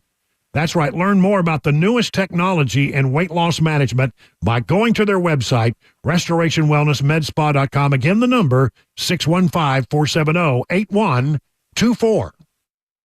Hey, what's up, guys? This is Matt Murphy for Members Nutrition. I want to tell you about the Members Nutrition difference, and I want to encourage you to go over to the Members Nutrition website. Number one, they believe at Members Nutrition that they can sell vitamins and supplements at a lower cost point, and they're doing it every single day at membersnutrition.com. Number two, they want to make these products right here in the United States of America, not from some overseas company, and they do that every single day. I encourage you to go to membersnutrition.com. You'll get 50% off your purchase price at checkout. You don't have to put in any codes. Just go to membersnutrition.com. Once again, membersnutrition.com.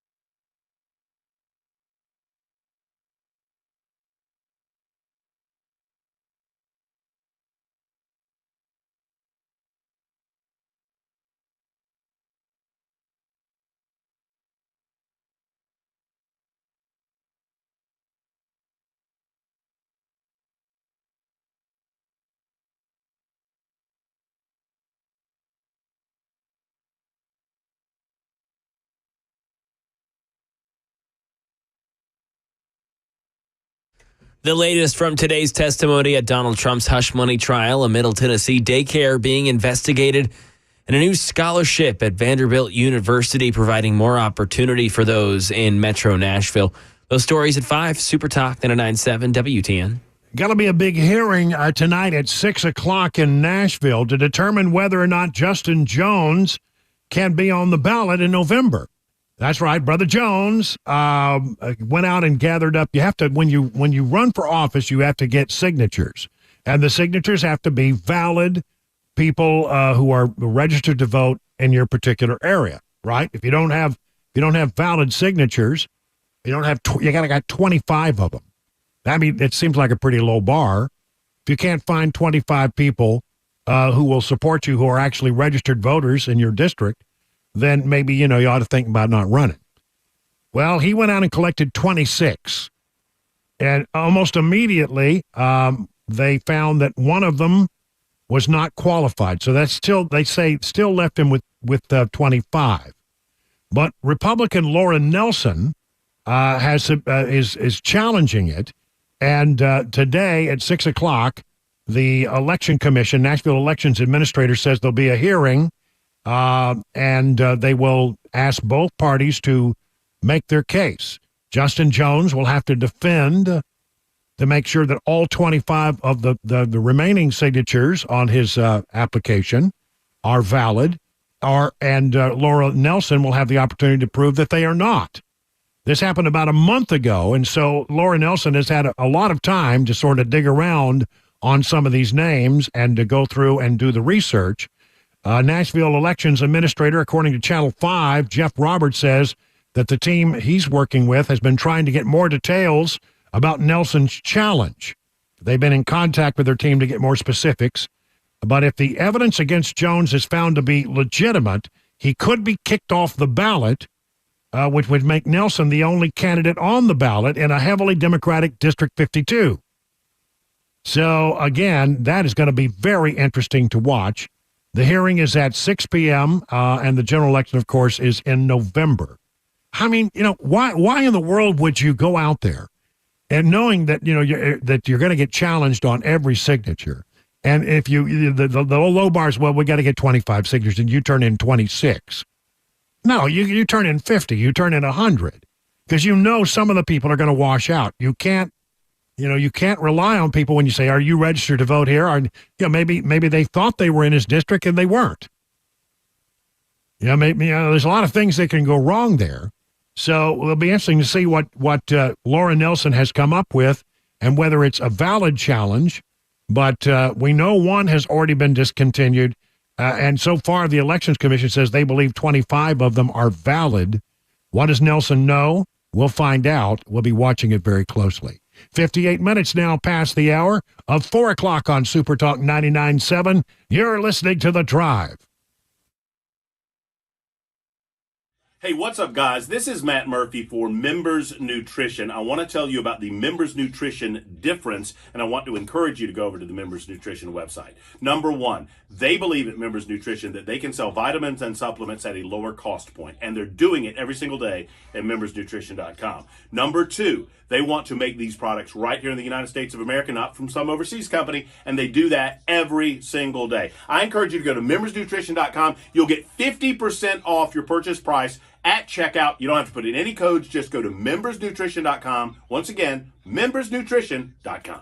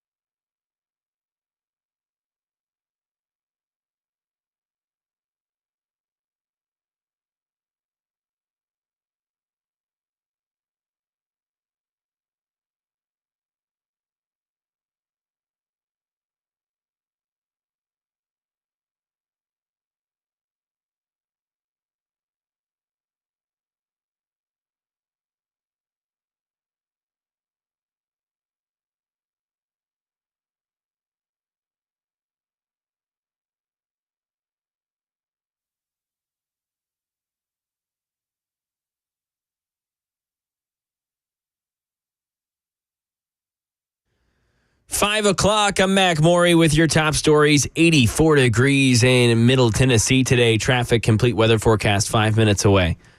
Derek Dennis brings us the latest on the Donald Trump hush money trial. It's over for the day in the continuing hush money trial of former President Trump in New York City. It'll be back in session tomorrow with Doug Doss staying on the witness stand. He's an IT analyst with the Manhattan District Attorney's Office and extracted 2 cell phones seized from Trump's former fixer, Michael Cohen, finding text messages, contacts, call history, and metadata showing when and where and how a device was used. And some of the trove of text messages found were shown to the jury. It gives the behind-the-scenes details to the jurors and frankly to the world of what actually happened behind the scenes and the details and the back and forth and the negotiations.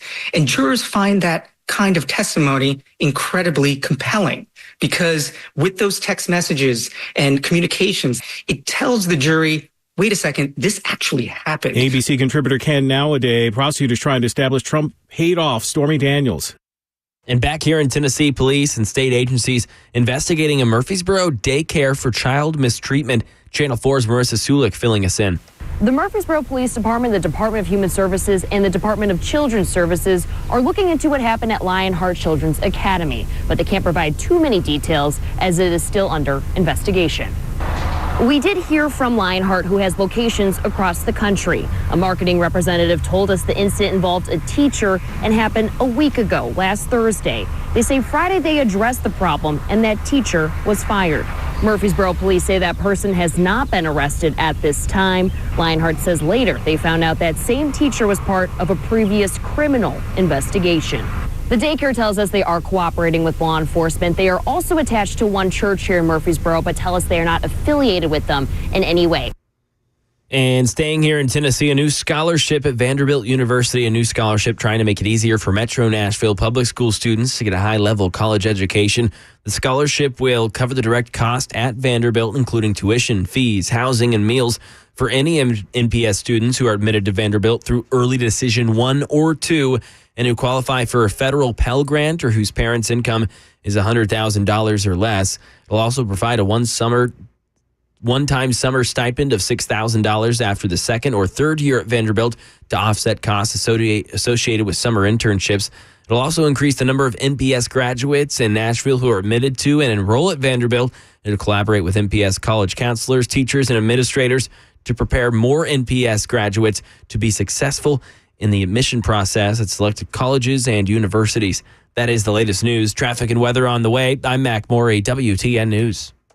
Hey, what's up, guys? This is Matt Murphy for Members Nutrition. I want to tell you about the Members Nutrition difference, and I want to encourage you to go over to the Members Nutrition website. Number one, they believe at Members Nutrition that they can sell vitamins and supplements at a lower cost point, and they're doing it every single day at membersnutrition.com. Number two, they want to make these products right here in the United States of America, not from some overseas company, and they do that every single day. I encourage you to go to membersnutrition.com. You'll get 50% off your purchase price at checkout. You don't have to put in any codes. Just go to membersnutrition.com. Once again, membersnutrition.com.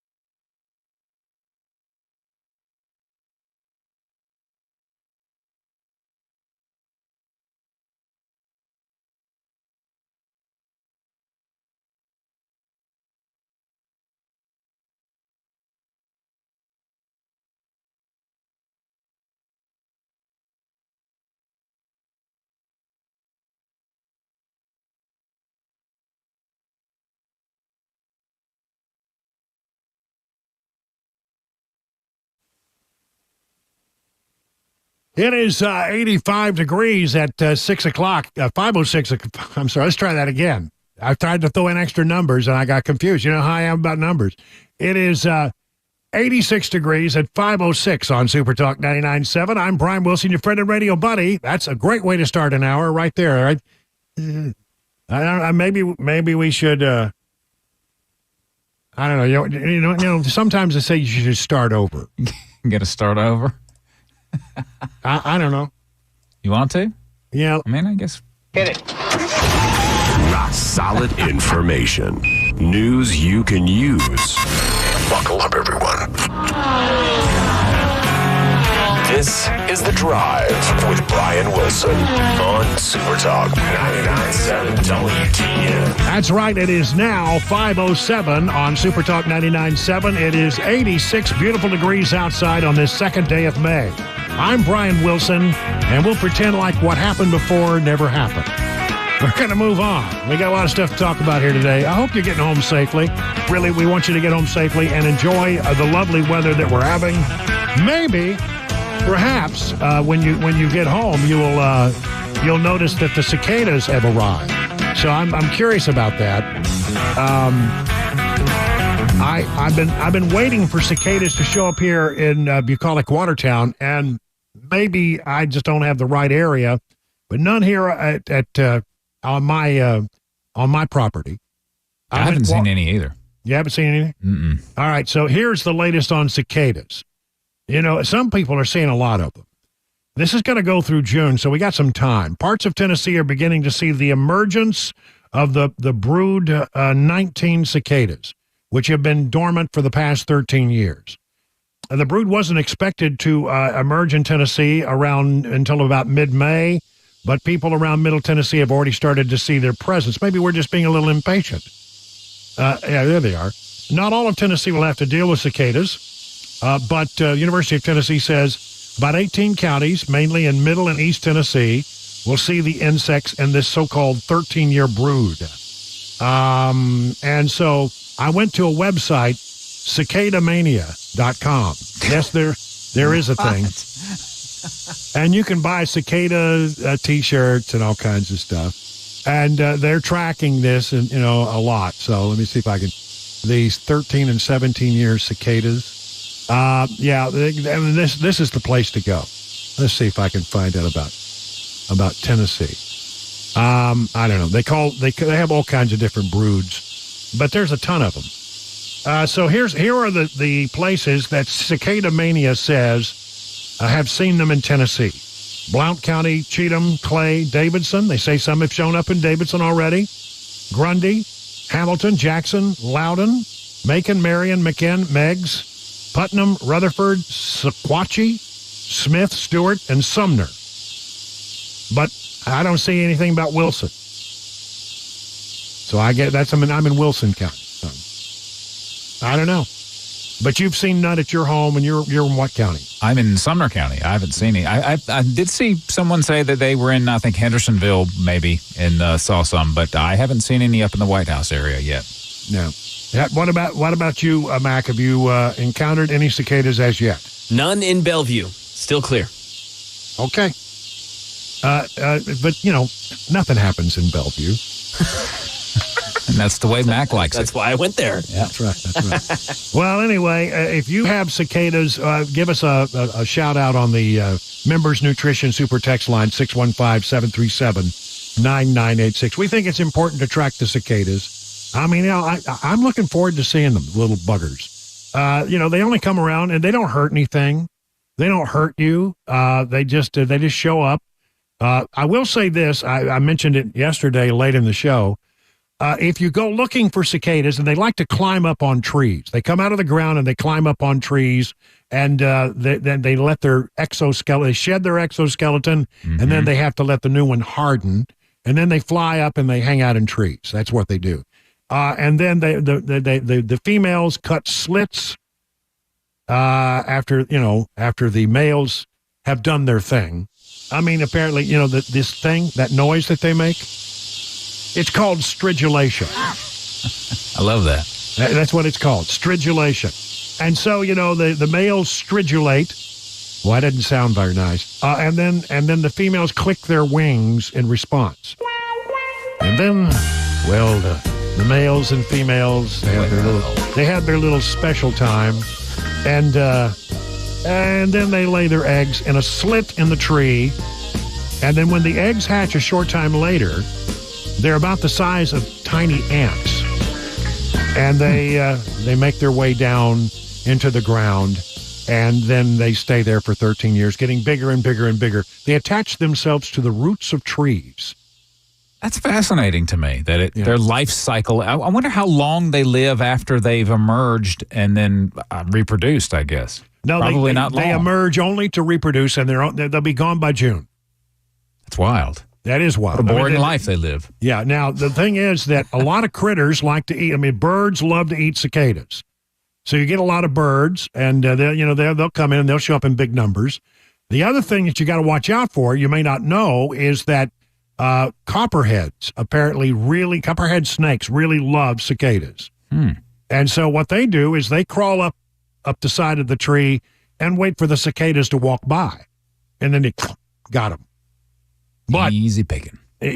But I say that because you don't want to. It's hard to see them. They're on the tree, and they look like tree bark anyway. So, I mean, they blend in so beautifully. I mean, that's one of the great things about nature. But the cicadas, sometimes you can't see them. So yesterday, I had to go out and do a little work on my pool pump, and I had to wade into a very poorly kept flower bed. I don't know. I've got to talk to Cabana Wife about this. Somebody needs to get on that. Come on. Come on, let's get that straightened out, would you? So I had to go and do that. And so as I was working on the pool pump and setting the timer and doing all that kind of stuff, I thought I got bit by a copperhead. Really? It scared me. I mean, I said, dadgummit, I just got tagged by a copperhead. It turns out I just backed into a branch. I mean, it drew blood, so I mean, it wasn't just an insignificant thing. But I said, you just knew it. You knew it. You were a goner. I jumped about 10 feet. I thought, oh, dadgummit, I just know I got bit by a copperhead, but I didn't. So anyway, the copperheads are out, and it's warm enough now for the copperheads to come out. They're warming themselves, and now they're going to be looking for cicadas, and they know. I don't know how they know, but they know. Oh, they can smell them. I guess that's it. I don't know how they figure it out. I mean, isn't nature wonderful? It really, truly is. Or scary, depending on how you want to look at it. It's both of those things. All right. So anyway, did you get any responses on the text line? Let's see. Belmead. Apparently they're out in Belmead and Bellevue.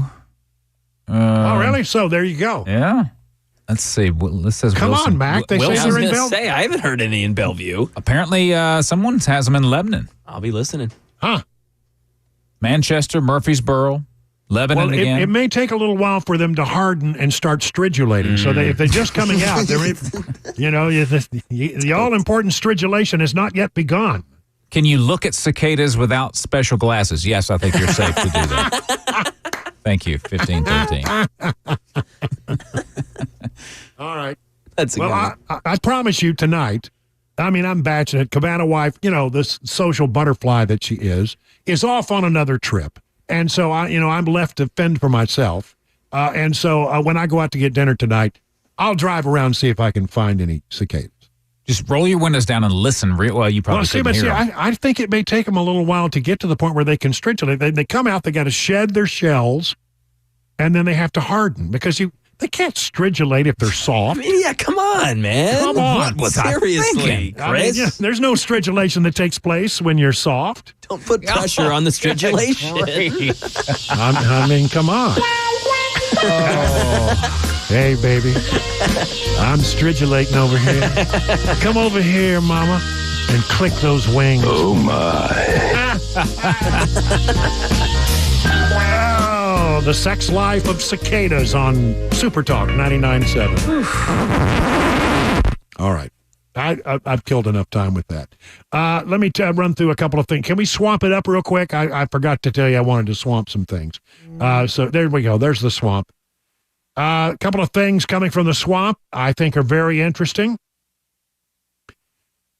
The cost of the Biden student debt cancellation could reach, are you ready for this amazing number? $1.4 trillion. This comes according to an estimate by the Nonpartisan Committee for Responsible Federal Budget. They estimated all of Biden's recent debt cancellation efforts could cost somewhere between $870 billion, which is a big number, and $1.4 trillion. That's more than all federal spending on higher education over the nation's entire history. According to a report for the group, the vast majority of this debt cancellation was put in place through executive actions under President Biden. Congress had nothing to say about the spending of maybe as much as $1.4 trillion. Wow. $620 billion already out the door, already done. I mean, if you get a letter, I mean, apparently you don't even have to take any action. You just get a letter from Joe Biden saying, I took care of your college education there for you. And it's a blatant, he's spending $1.4 trillion to buy votes, is essentially what he's doing. How do you stop this stuff? Why hasn't the courts, I mean, the Supreme Court did step in at one point and said you can't do that. And they said, well, maybe we can, maybe you're right, maybe we can, maybe we can't, maybe we can. We'll just, we'll try another way. And, you know, it takes a little while to run that back up to the courts. One way or the other, gosh, that's a ton of money. Our numbers differ somewhat from previous estimates, mainly because the president's plan to cancel $10,000 to $20,000 of student debt per person was ruled illegal by the Supreme Court, and the cost of his newest plan remains uncertain. The Committee for Responsible Federal Budget noted its $870 billion to $1.4 trillion estimate was close in cost to all projected education appropriations over the next decade. As we've explained before, most of these student debt cancellation policies have not only been costly but inflationary, poorly targeted, counter to the mission of lowering college costs, and not financially justified. Instead of continuing down this road, lawmakers should work together on reforms that actually fix the student loan program and address the cost and quality of higher education. But I mean, just by executive order, he took an action that could cost you, the hardworking taxpayer, somewhere between $870 billion to $1.4 trillion.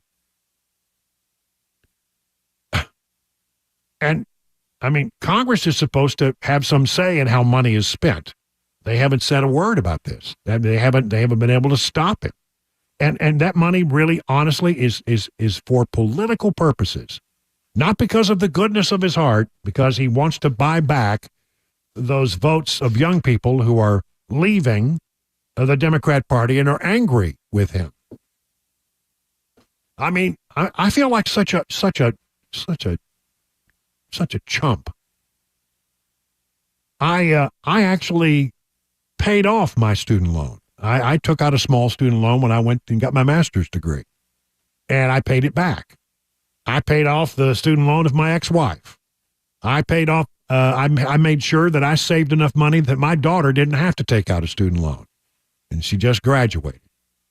So, you know, I mean, what a chump I was. All I had to do was just let it sit there long enough, and it would have been completely forgiven. Never have to worry about it.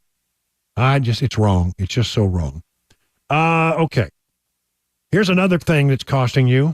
The administration locks in regulations targeting appliances owned by almost every U.S. household. The Department of Energy finalized regulations Tuesday for a popular appliance that will push the market toward adopting heat pump technology. I'll tell you more about this story after we take a break. It's 20 minutes past the hour of 5 o'clock.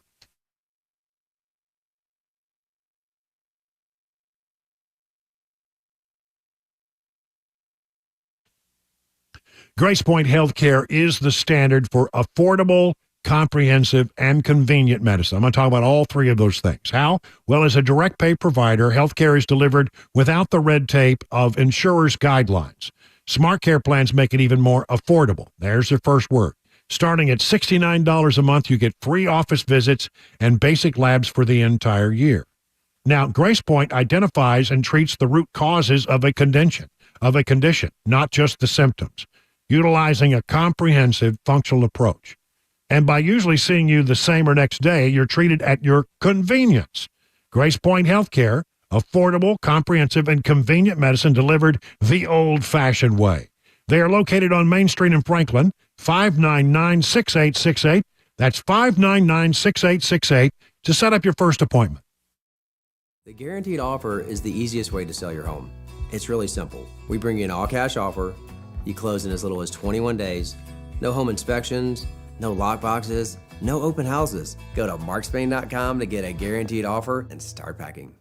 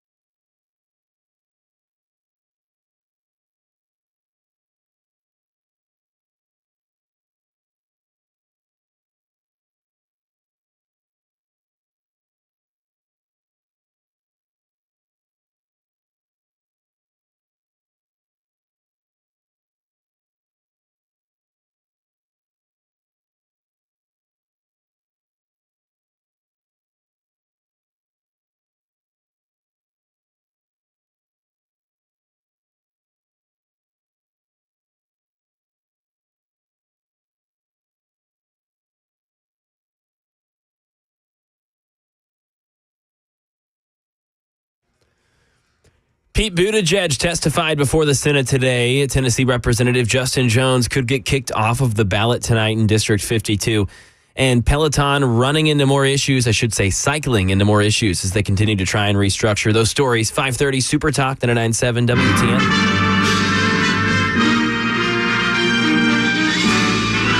Spanning the globe to bring you the constant variety of sport, the thrill of victory,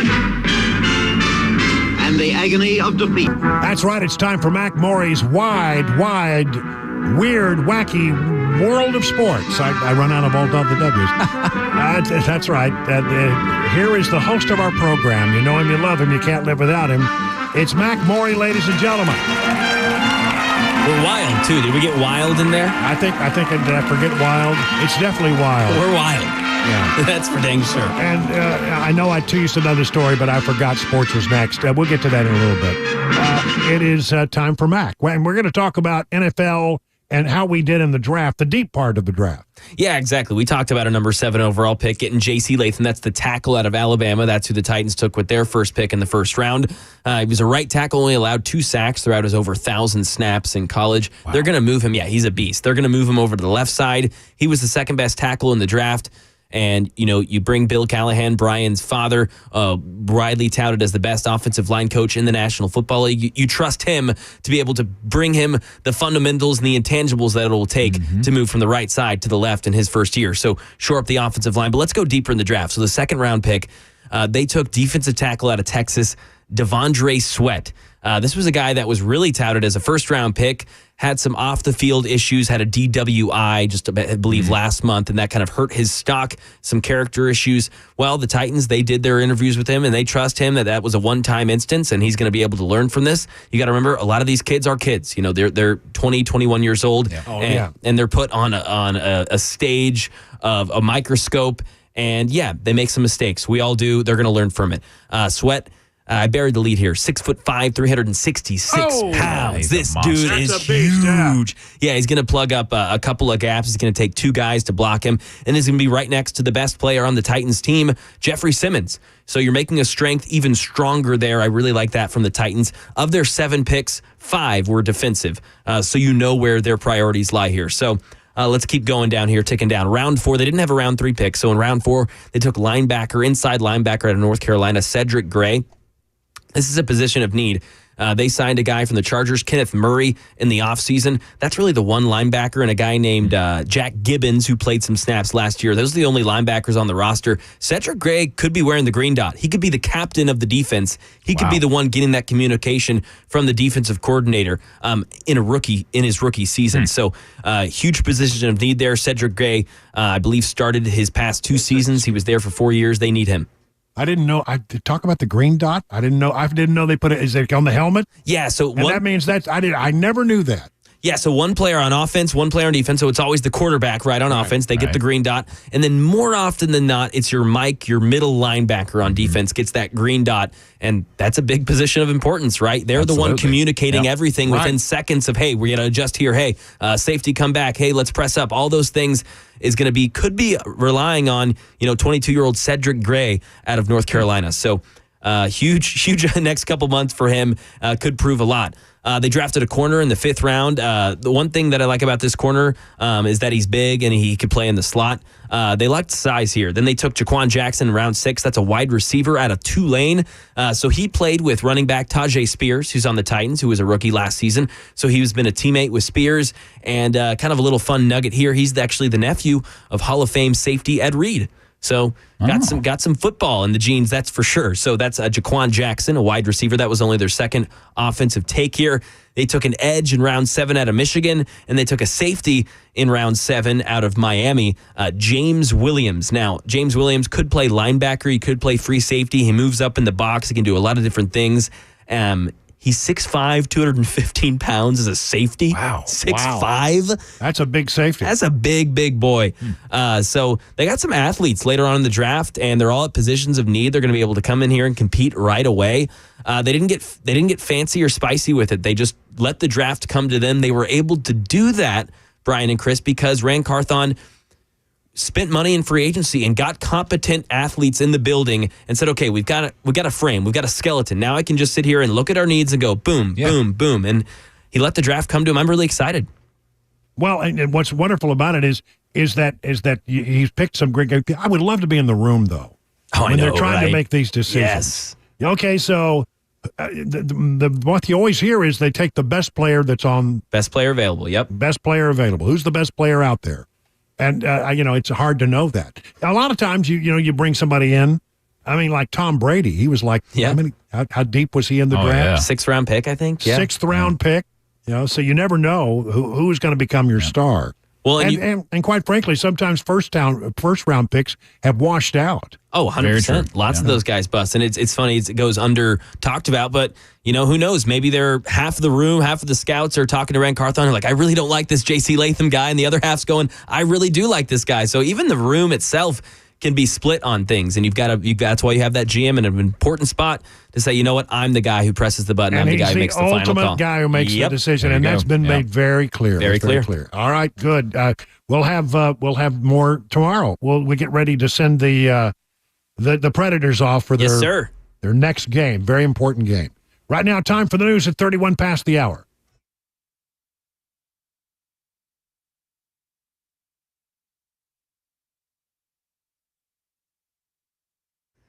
5:31, I'm Mac Morey with your top stories. 83 degrees, partly sunny here in Music City. Got a traffic report, weather forecast 5 minutes away. Secretary of Transportation Pete Buttigieg testified before the Senate today about his department's budget, but he also addressed the unfolding situation at aircraft manufacturer Boeing after the door plug off an Alaska Airlines aircraft blew off mid-flight. Jay O'Brien. In his testimony before the Senate Appropriations Committee, Secretary of Transportation Pete Buttigieg briefly addressed the situation at Boeing. America was rightly alarmed when a door blew out of an Alaska Airlines flight in January, and the FAA is significantly increasing oversight of Boeing. Meantime, the FAA still needs to be officially reauthorized before the law guiding that agency expires next week. A bill to do that is expected to make its way through the Senate in the coming days, although it could face some legislative roadblocks. And back here in Nashville, News Channel 5 reports that a meeting will be held today at 6 o'clock that could determine whether a sitting Nashville state rep is eligible to be on the 2024 ballot. Justin Jones, Republican challenger Laura Nelson, filed a challenge to the Davidson County Election Commission, questioning the validity of his signatures needed to qualify. If Jones does get kicked off the ballot, Nelson will be the only candidate on the ballot for District 52. And Peloton facing another setback, announcing more layoffs in its restructuring efforts. Michelle Franzen gives us more. Peloton cutting another 400 jobs worldwide, and the CEO stepping down as the maker of luxury exercise equipment struggles to find its financial footing. Peloton's brand surged during the pandemic with remote work and lockdowns. Peloton says job reductions amount to approximately 15% of its global headcount. The company says its restructuring efforts include lowering expenses and closing retail showrooms in the next year. And that is the latest news, weather, traffic on the way. I'm Mac Morey, WTN News. Hey, what's up, guys? This is Matt Murphy for Members Nutrition. I want to tell you about the Members Nutrition difference, and I want to encourage you to go over to the Members Nutrition website. Number one, they believe at Members Nutrition that they can sell vitamins and supplements at a lower cost point, and they're doing it every single day at membersnutrition.com. Number two, they want to make these products right here in the United States of America, not from some overseas company, and they do that every single day. I encourage you to go to membersnutrition.com. You'll get 50% off your purchase price at checkout. You don't have to put in any codes. Just go to membersnutrition.com. Once again, membersnutrition.com.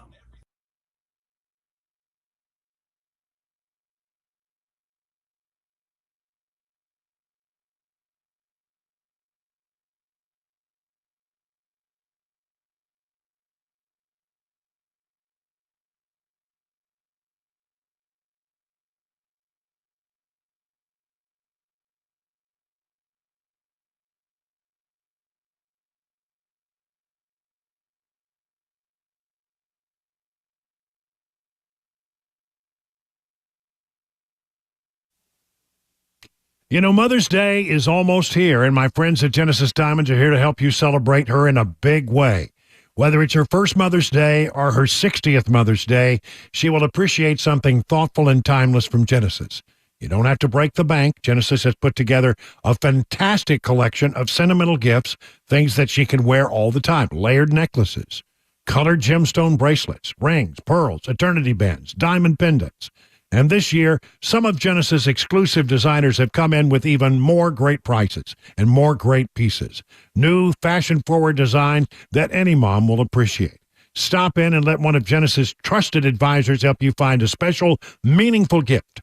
Let the team at Genesis do what they do best, help you find the most perfect, most affordable, most beautiful piece of jewelry for the occasion. Genesis, of course, is the premier jeweler in this area. With a reputation for high quality and extreme value, you'll love the experience. So happy Mother's Day from Genesis Diamonds, Green Hills, and Cool Springs. The guaranteed offer is the easiest way to sell your home. It's really simple. We bring you an all-cash offer. You close in as little as 21 days. No home inspections, no lock boxes, no open houses. Go to markspain.com to get a guaranteed offer and start packing.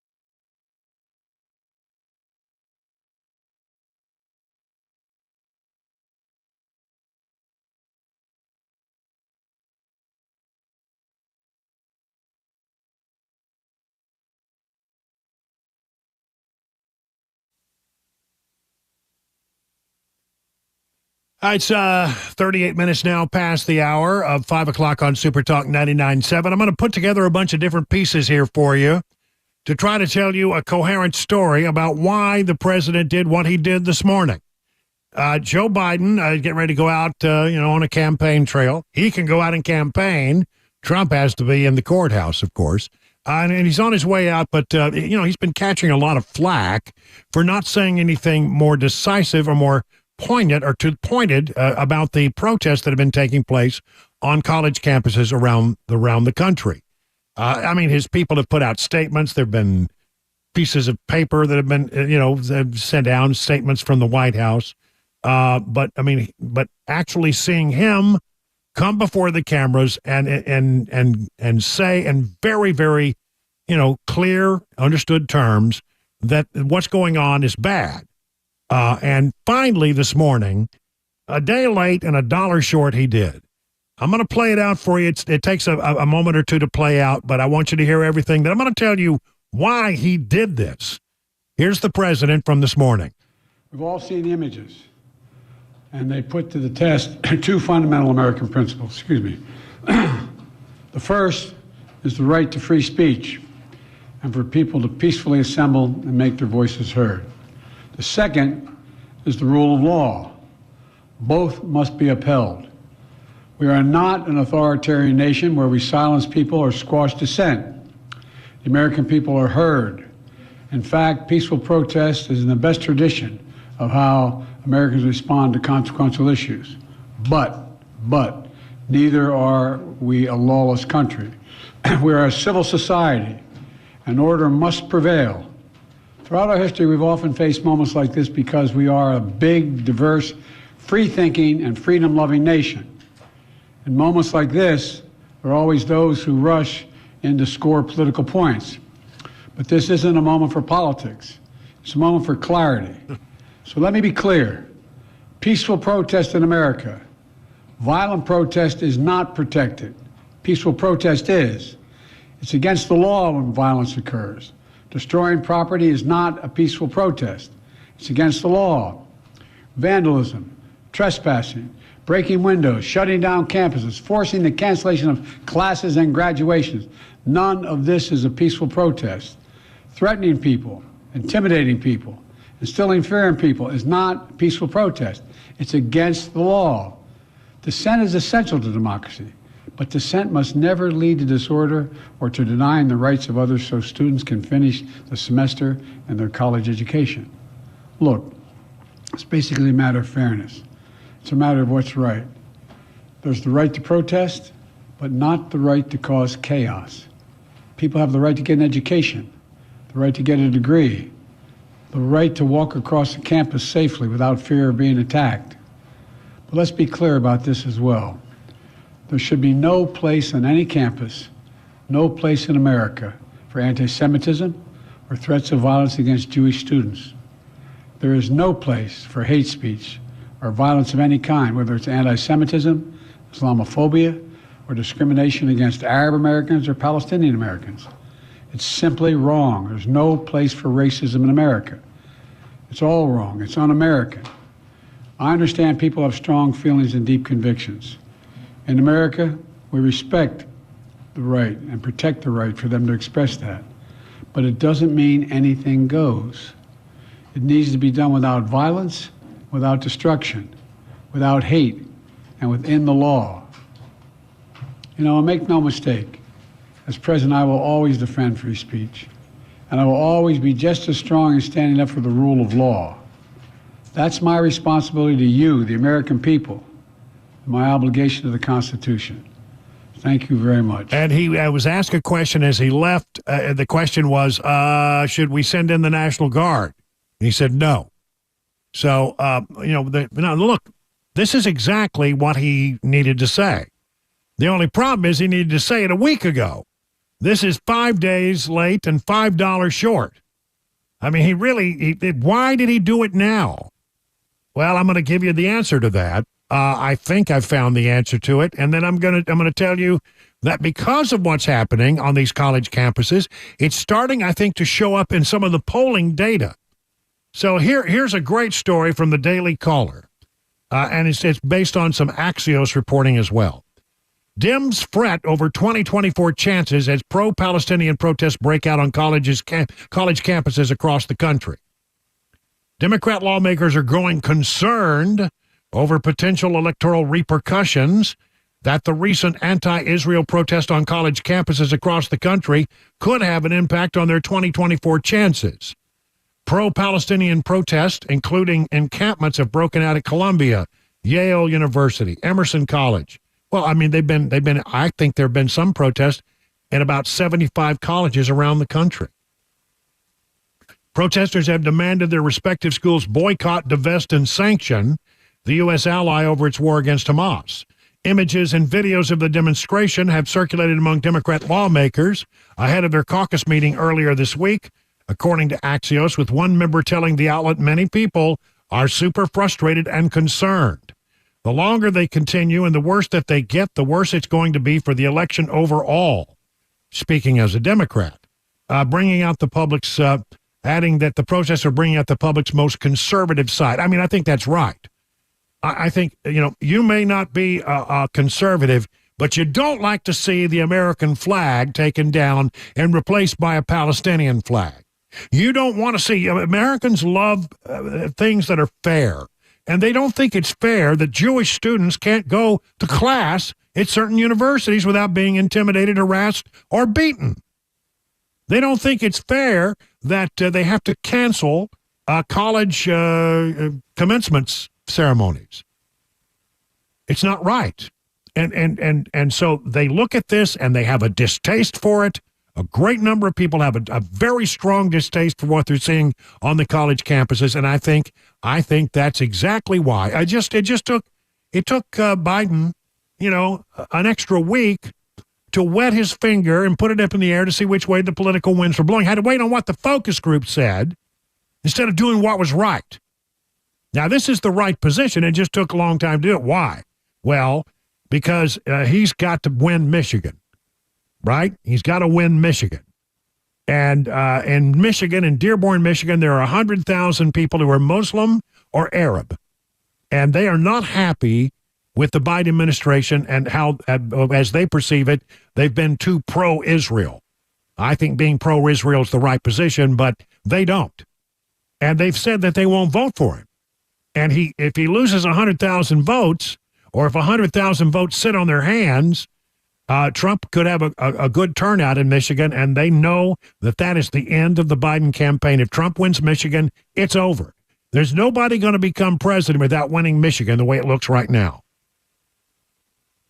You got to win some more states, but Michigan is one of those must-win states. So I think they're looking with one eye at the political problem they have in Michigan, and then with the other eye, they're looking at the fact that, well, for us to say nothing without coming out, we're irritating a lot of people, especially those, I would say, in the mushy middle, who sometimes go Democrat, sometimes go Republican. They don't like this. It irritates them. You should be doing something, I guess, because it's the right thing to do, not because it's the politically expedient thing to do. And then, since we're talking about Michigan, listen to this. This is from redstate.com. Now, I'm going to tell you right now that this polling data, I'm not 1,000% sure it's right, but it is interesting. So I'll pass it on to you, but understand that this is a polling company that gets their information by cell phone, by computer, having people fill out computer questionnaires. It's not seen as one of the more reliable polls, but one way or the other, it's so big and so out there that I think I have to report it. 6 months ahead of the November election, former President Donald Trump is leading Democrat Joe Biden by a whopping 15 points in Michigan, according to Kaplan's strategy survey. The former president polled 51% to 36% in the battleground state. The margin of error, 3.5 percentage points. Now, is that right? I don't know. 15 points seems high, but maybe they've tapped into something that's been happening in the last few days. Maybe they're tapping into something that that we're seeing in some other polls. And let me just go back. Now, these are more reputable polls. And of late, there seems to be a widening of the gap in favor of Trump and away from Biden. Okay? Here is the Hill Emerson battleground polls from Tuesday. In Arizona, Trump up by 4. In Georgia, Trump up by 6. In Michigan, they have him up just by 1. In Nevada, it is Trump up by 5. In North Carolina, the Hill Emerson poll has Trump leading by 9. Pennsylvania up by 4. Wisconsin up by 5. That would be huge. If you win Pennsylvania, Wisconsin, and Michigan, it's over. You got to win 2 of the 3, the way it looks to me. So that's big. Let me just go a little deeper into the week because I think, here are these CNN numbers that came out. These are general election numbers. CNN has a general election number that came out on Sunday that has Trump winning the general election by 6 points. 6 points. If you do the 5-way with Trump, Biden, Kennedy, West, and Stein, Trump wins by 9 points in a CNN poll. All right? So these new polls that have been out just in the last few days are picking up something. What has happened that might change these polls and cause these wider gaps? Well, 2 things. The trial where Trump is being tried, I think, in New York, and I think a lot of Americans think it's inherently unfair for the former president to be stuck in a courtroom and not able to campaign. And I think they see that for what it is, a political trial. But the other part is it coincides with all of these campus protests, which Americans have looked at and have found a great distaste for. And I think they blame them on the administration, which didn't seem to be willing to do anything about it or say anything about it until today. So that's what I think is going on. And we'll keep watching. I mean, is this trend real? We'll watch. I don't think 15 points in Michigan is right, but something's going on out there, and the numbers are starting to widen, and Trump is taking a larger lead, especially in the battleground states. The Hill Emerson, he leads in all 6 of the battleground states, all 7. So something's going on there, and I think it coincides with Americans' reaction to this thing we've been seeing on college campuses. 50 minutes now past the hour of 5 o'clock.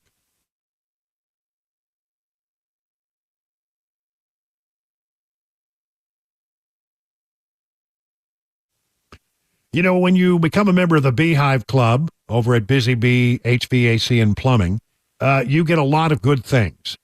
You get 3 annual tune-ups. It costs, by the way, $99 to start. That's the beginning price. You'll get 3 annual tune-ups, 1 on your heating, 1 on your cooling, 1 on your plumbing systems. You get a 10% discount on repairs. You get priority front-of-the-line service, and you get $100 annual accrued replacement credit with a maximum of $1,000 put in your account, right? I mean, if you with them for a lot of years and you're a member of the Beehive Club for a lot of years, that could really pay off if you get to the point where you have to replace a major system, right? No overtime or holiday fees, exclusive Beehive member promotions will be made available to you. And by the way, at Busy Bee, if you have a heating and cooling project, no interest if paid in full within 15 months. If it's a plumbing project, you got 18 months. That's right. Busy Bee HVAC and Plumbing is your Rude Pro partner, your official Rude Pro partner. So for satisfaction guaranteed, call Busy Bee Plumbing, Heating, and Cooling. Here's the number, 775-7833. That's 615-775-7833, online at busybehvac.com. The guaranteed offer is the easiest way to sell your home. It's really simple. We bring you an all-cash offer. You close in as little as 21 days. No home inspections, no lock boxes, no open houses. Go to markspain.com to get a guaranteed offer and start packing.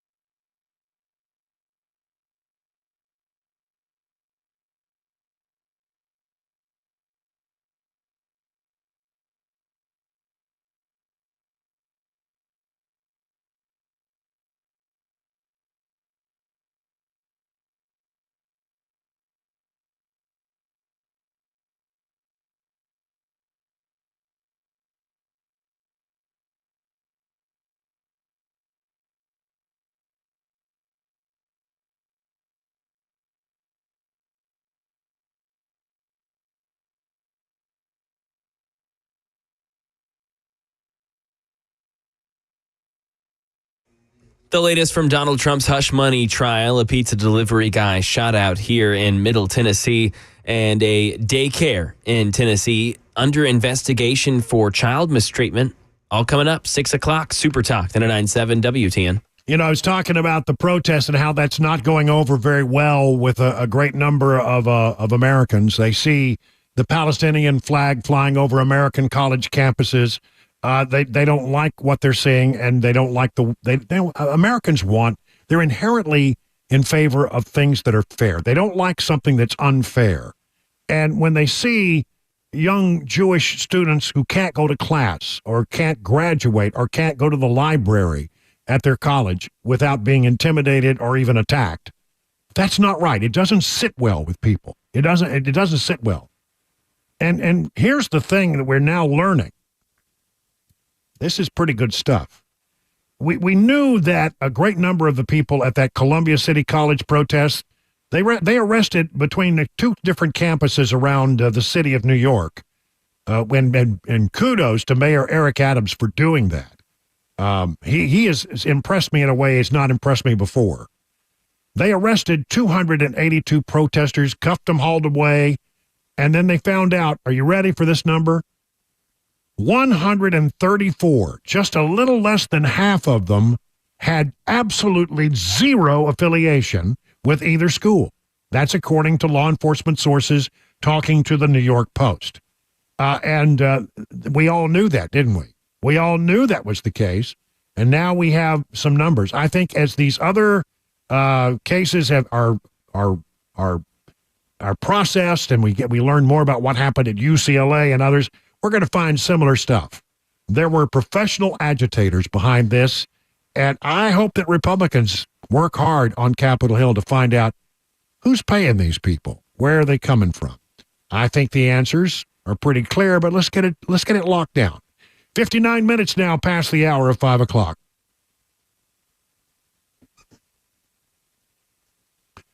Are your retirement assets structured to minimize taxes? I mean, hold it, really think about this. Might be hard to believe, but many hardworking Americans just like you could be overpaying on taxes in retirement. You may be taxed on your IRA, your 401k, any other tax-deferred retirement accounts that you have. Beacon Capital Management is here to give you peace of mind. With the threat of massive tax increases on the horizon, your nest egg could be in trouble unless you take care and take advantage of defensive tax-saving strategies now. Defend your hard-earned retirement savings by scheduling a free retirement tax reduction analysis today. This is one of the things that the folks at Beacon Capital Management do very, very well. There's no cost, no pressure, no obligation. So if you've saved more than $250,000 for retirement, don't wait any longer. Schedule your free retirement tax reduction analysis from Beacon. Just call this number, 615-488-9303, or visit askbeaconnow.com.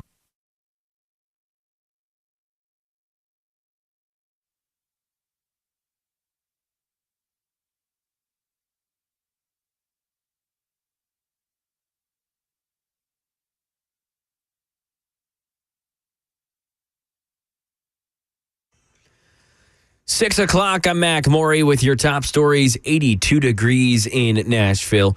Expecting some possible showers later on this evening and tomorrow, even into the weekend. We'll let you know about it, weather forecast, and a traffic report, 5 minutes. Derek Dennis brings us the latest on the Donald Trump hush money trial. Court's over for the day in the continuing hush money trial of former President Trump in New York City. It'll be back in session tomorrow with Doug Doss staying on the witness stand. He's an IT analyst with the Manhattan District Attorney's Office and extracted 2 cell phones seized from Trump's former fixer, Michael Cohen, finding text messages, contacts, call history, and metadata showing when and where and how a device was used. And some of the trove of text messages found were shown to the jury. It gives the behind-the-scenes details to the jurors and, frankly, to the world of what actually happened behind the scenes and the details and the back and forth and the negotiations.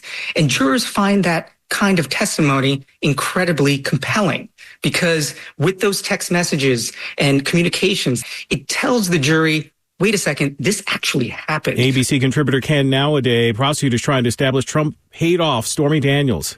And the former president says he's not allowed to testify because, quote, this judge, who's totally conflicted, has me under an unconstitutional gag order. Back here in Tennessee with a crime story, Fox 17 reports that a pizza delivery driver, 18-year-old Kevin Wheeler, was shot at 7 times after accidentally pulling into the wrong driveway. Happened Monday night in Ashland City. Wheeler parked in the driveway, then he went to the correct house next door, and then he got back into his vehicle. Suspect Ryan Babcock walked out and started firing shots. He was hiding behind his truck and says that he was just a couple inches away from getting hit in the head. Babcock charged with aggravated assault, but Wheeler's family says they are talking with the district attorney's office to pursue aggravated homicide for the suspect. Bob Babcock currently out on bond. And staying here in the volunteer state, police and state agencies investigating a Murfreesboro daycare for child mistreatment. Channel 4's Marissa Sulik filling us in.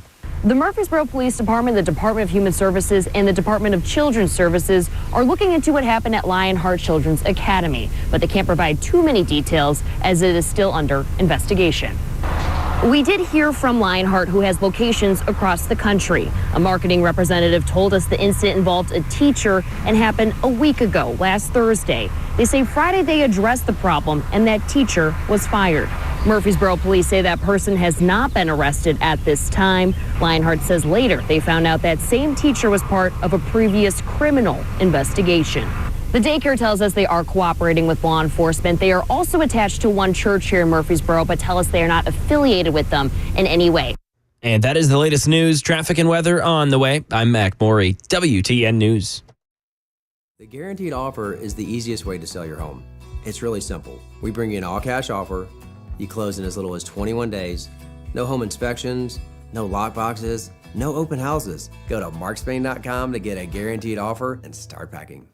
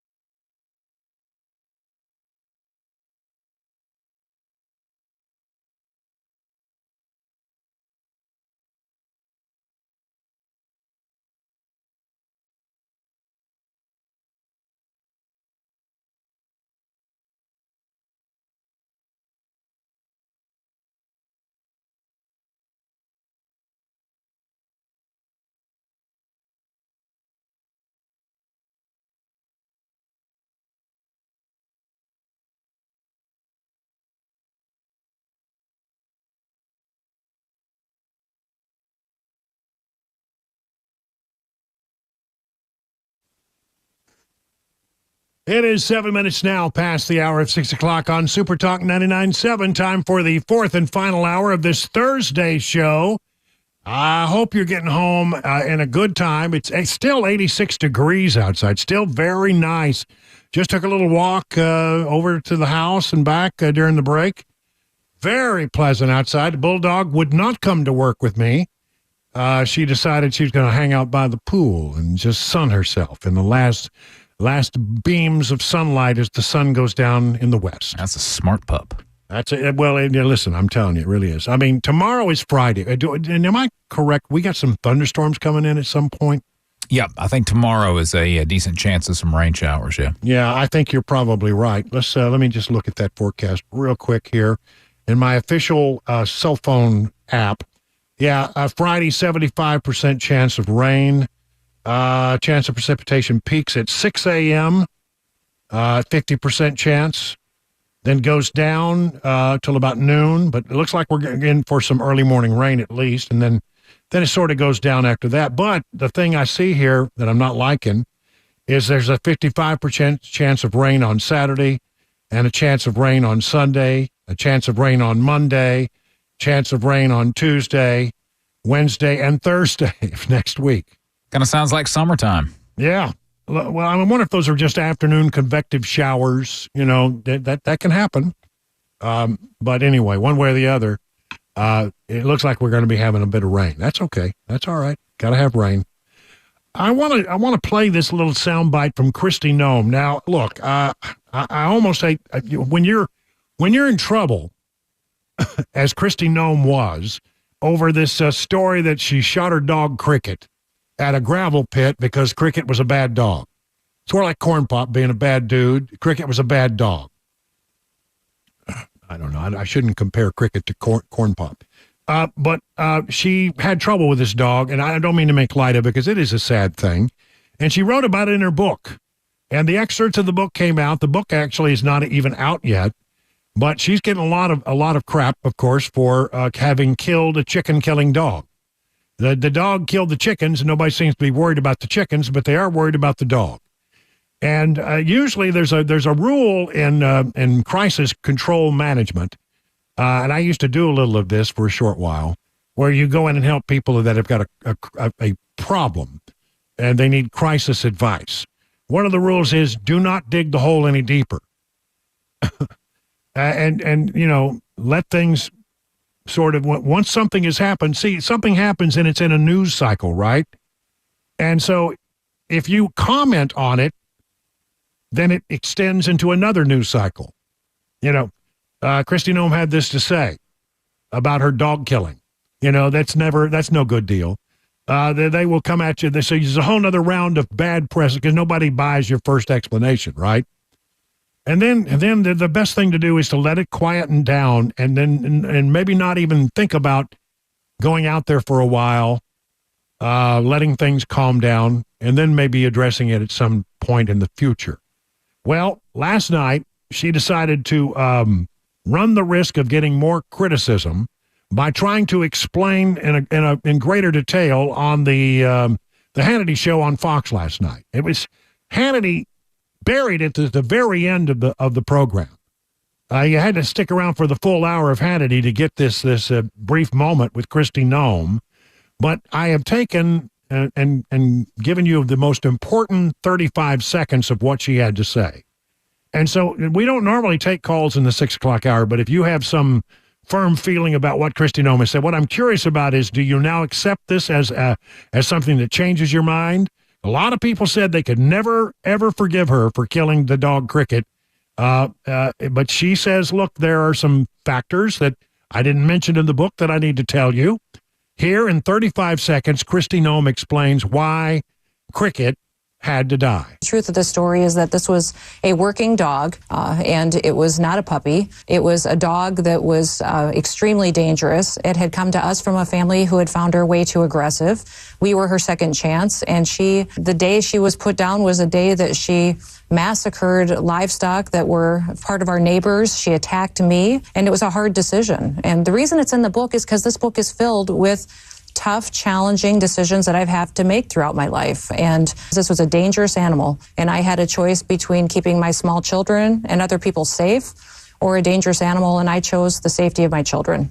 All right, 615-737-9986. Do you accept her explanation? Do you forgive her? Now, can you consider her a vice presidential running mate again? Because, she was in the running and one of the top names that was mentioned. Or can you just not get past this whole thing? 615-737-9986. Love to hear your thoughts. Let me just point out a couple of things about her statement.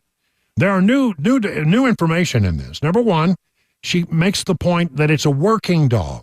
So in other words, this wasn't a family pet. Okay, not a family pet. This was a dog, like a farm dog, a working dog, a hunting dog, a dog that had responsibilities. It was a working dog. Okay, that's one thing. So it wasn't like, the family pet that came in every day and sat around your feet at the fireplace.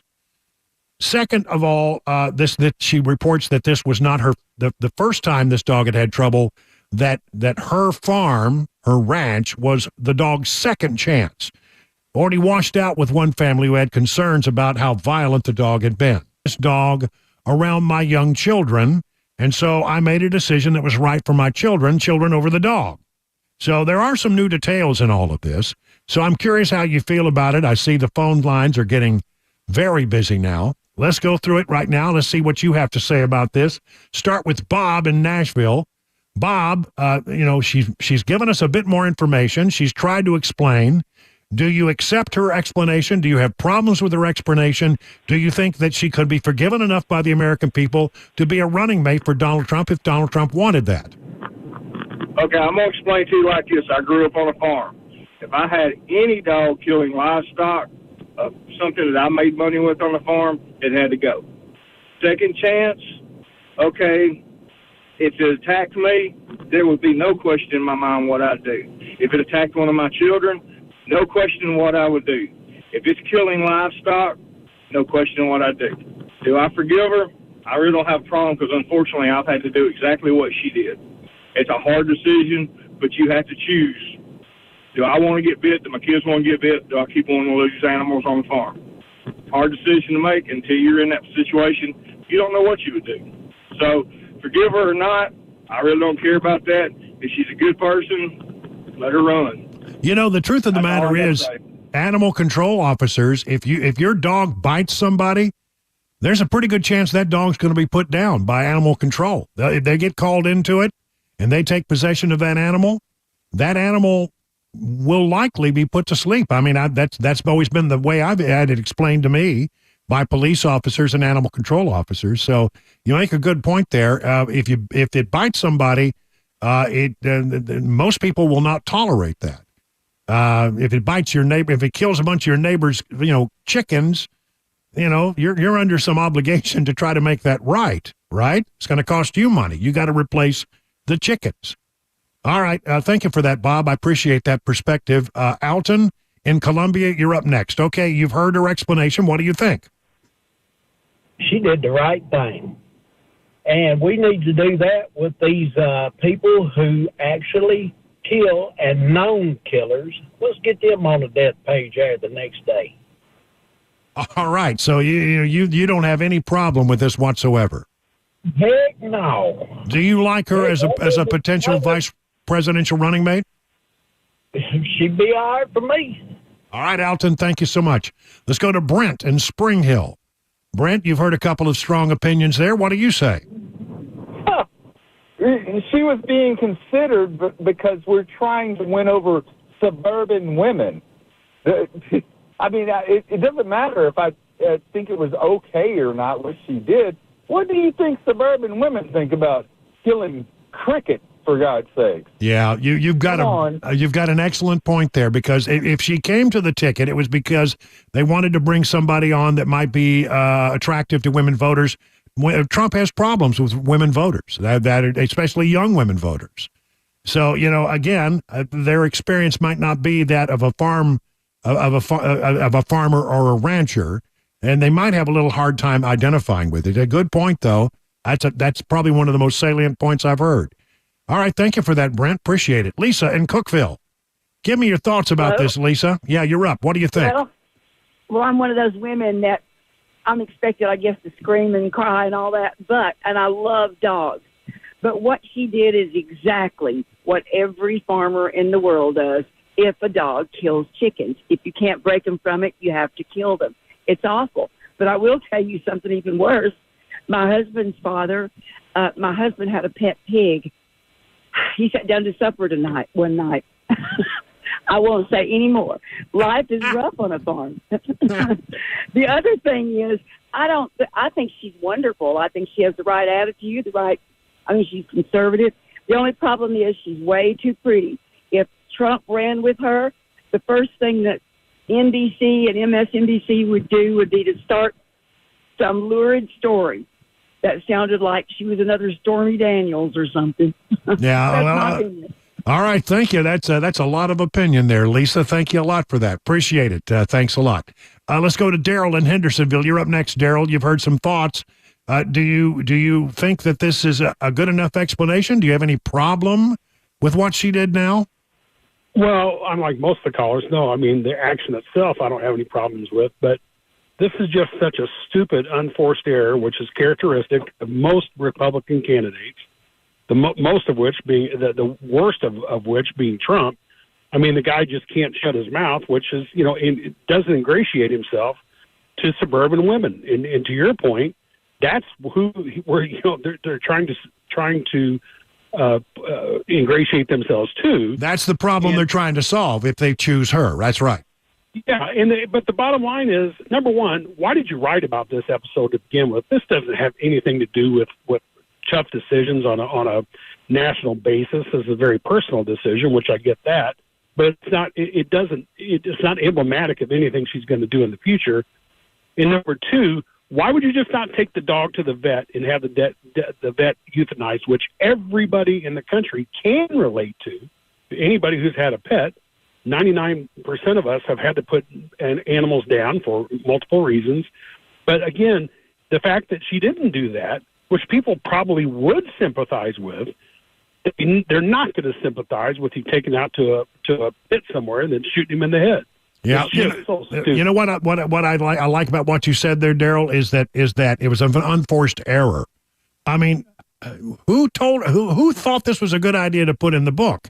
I mean, the people in her orbit. See, when you write a book, you got an editor, and the editor most often is responsible for saving you from yourself. And an editor was supposed to step up and say, you know what, I'm not sure about this story. Do we really need this story? Maybe that we could tell another story. But this one is not going to go over real well. An editor should have done that. And the fact that somebody in her orbit didn't see this coming, it is sort of an unforced error.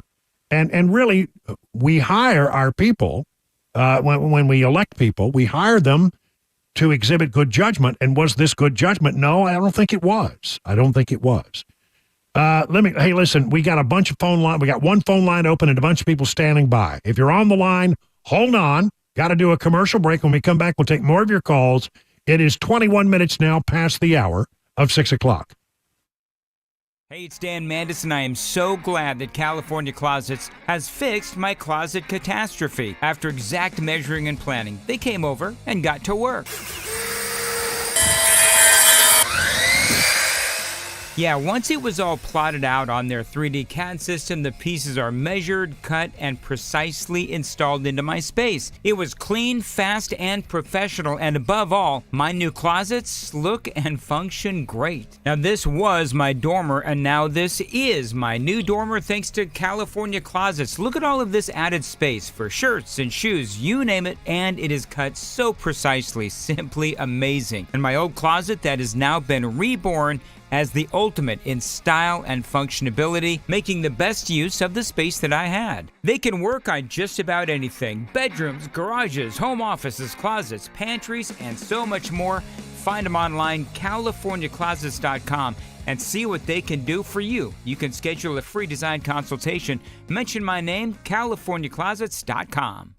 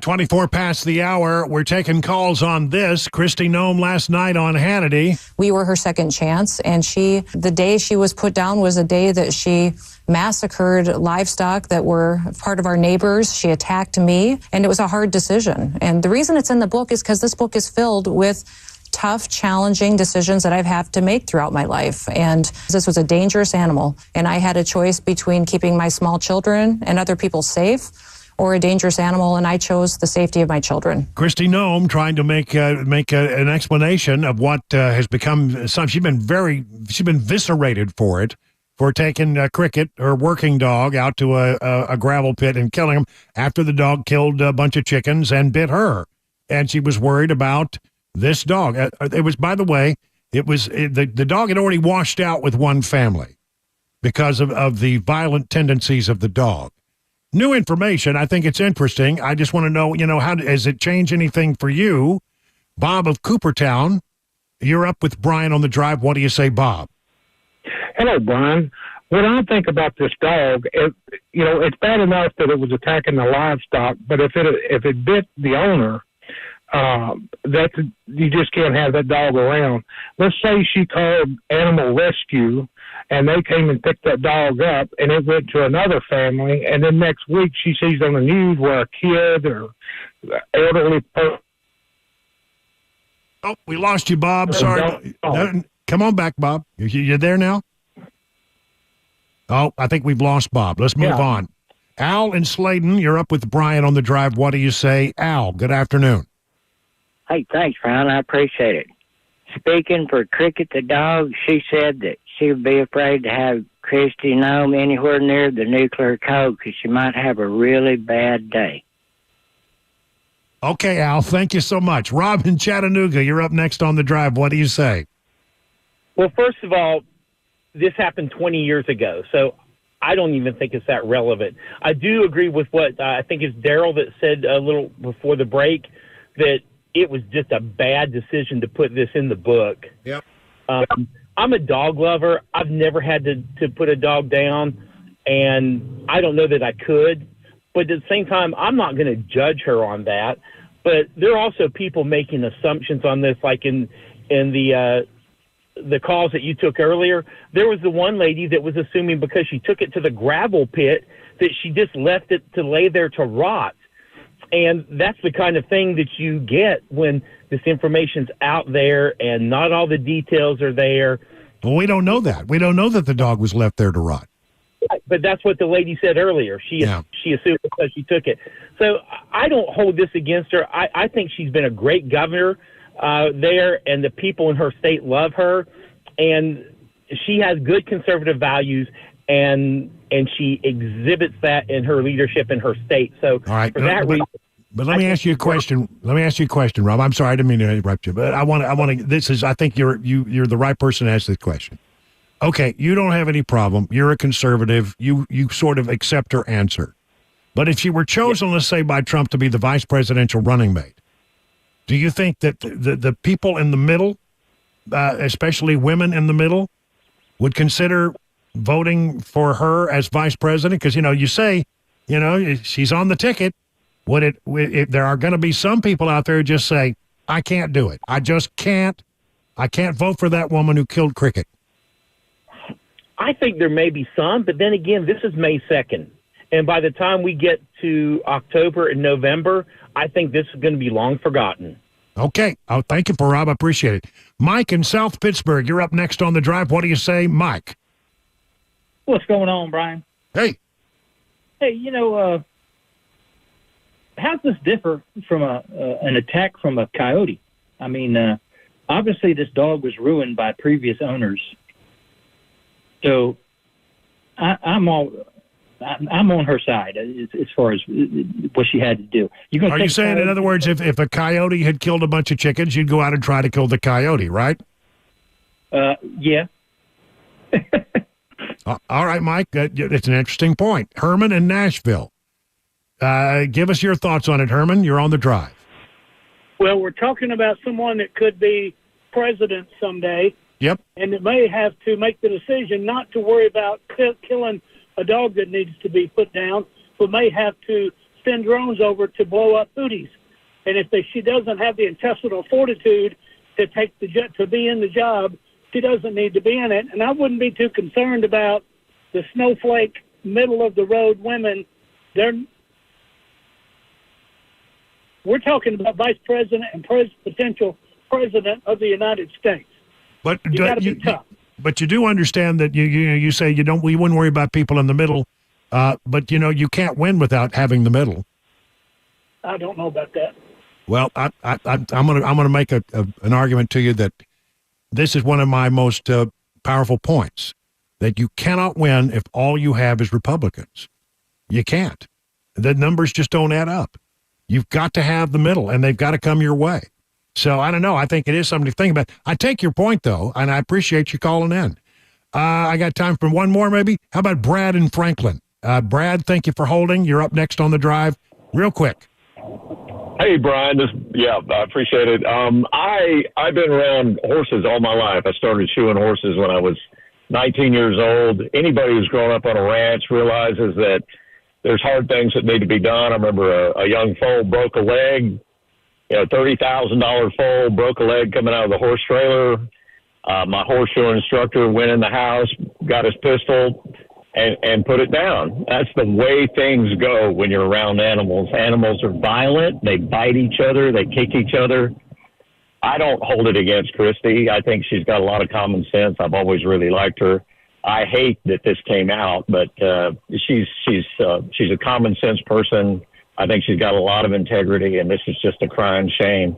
There are some people that love animals and like people. I think that's screwed up. We should love people and like animals. Animals are not people. Some people try and treat them like people, but they're not. That's all I have to say about it. Well said there, Brad. Good stuff. Thank you for calling in. Brad from Franklin. All right, we'll leave it right there. Time for the news at 6:31.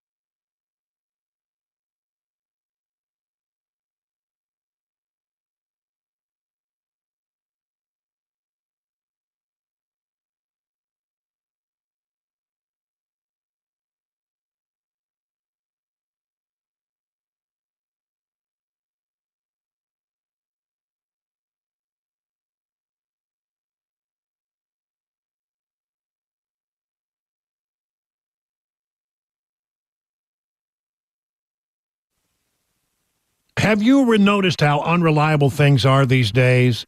You know, there are a lot of companies will tell you, hey, the thing you're looking for, it'll be ready at 4 p.m. You get there, it's not. People are really tired of that kind of stuff. It's your friend and radio buddy, and if you've had it with unreliable vehicle repair shops, come to URFIX. URFIX turns unreliable into reliable, and URFIX has your vehicle ready when they say it will be ready. You won't stand around waiting. URFIX repairs all European cars with quality that beats the dealer without dealer pricing. That's because dealer repair shops are designed to pay virtually all of a dealership's overhead, and that's a ton of money. Why would you want to pay for that? At URFIX, reliable means a 3-year nationwide warranty plus a free loaner car with every repair appointment. So make sure you call ahead. Loaner cars are very popular. You're tired of unreliable repair shops? Come to where it is reliable. URFIX, family owned for 24 years.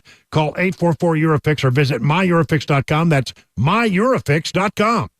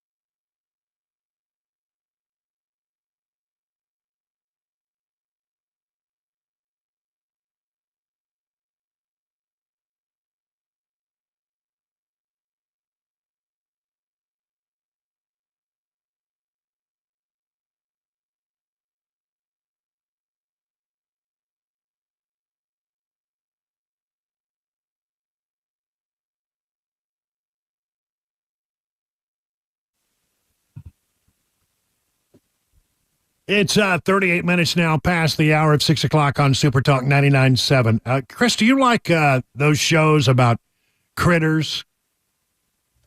Some of them, yeah. It used to be when I was a kid, you had the Wild Kingdom, and we used to watch that every Sunday, the Wild Kingdom, and it's about animals and animals eating other animals, and it's stuff. It was good stuff. But I mention it because, and I never do this, I never really recommend something that you might want to watch. But if you have Fox Nation, the streaming service, not Fox Nation, some good stuff on there. I just got it, mainly because I wanted to see this documentary about the state of Texas and the wildlife there, narrated by Matthew McConaughey. Oh, and I'm telling you, he's from Uvalde, Texas, and he's got that Texas thing down, All right. Matthew McConaughey, and I think he's an engaging guy. Well, he narrates this thing, and I got to tell you, I sat down with Cabana Wife the other night. We watched it. It was so good. First of all, it's beautifully done. Every frame of that thing is just beautifully shot. And I grew up in the state of Texas. I thought I knew about most of the state of Texas, but I saw things I did not know. And, of course, I maybe I'm a little more interested in than most people are because it's from Texas and that's where I grew up. But I'm telling you, it was a really well done. I highly recommend it if you like those kinds of things. All right. You'll learn more about bats than you ever wanted to know. Bats. All right. I mean, billions and billions in fact, in this one cave, they said there are more mammals in that cave because this is where the bats hang out. These are Mexican free-tailed bats. And they said there are more mammals in that cave than in any other area in the entire world. Wow. Yeah, I mean, some of the statistics were just astonishing. A lot of bats. And you'll love, you'll fall in love with an ocelot. I don't even know what that is. It's a cat. It's sort of like a bobcat, but really beautiful animal. Almost extinct. There are only 80 in the world. But some of them live in Texas. I thought it was pretty cool. Right. Yeah. 80 in the world. And did you know that the white-tailed deer was nearly extinct at one point? I didn't know that. That could have fooled me, man. Sure isn't anymore, is it? There are plenty of them around now, but at one point they were so widely hunted for food that they almost were hunted to extinction. I did not know that. Yeah, that's true. That's true. According to this documentary, if Matthew McConaughey says it, you got to believe it. Oh, it's got to be the truth. It's got to be the truth because he says it so nicely. All right. All right. Anyway, listen, it's Thursday. It's relatively a slow news day. I will say, I mean, there are days when we have to get to business because we got a lot of business to get to. But, I mean, there are a couple of big stories, but nothing, it's just not a whole lot of other little stories. So I've taken some interesting stuff here, and we're going to have to squish them together. Just like that. A suspected ISIS member illegally crossed the border and lived in the United States for 2 years. How about that?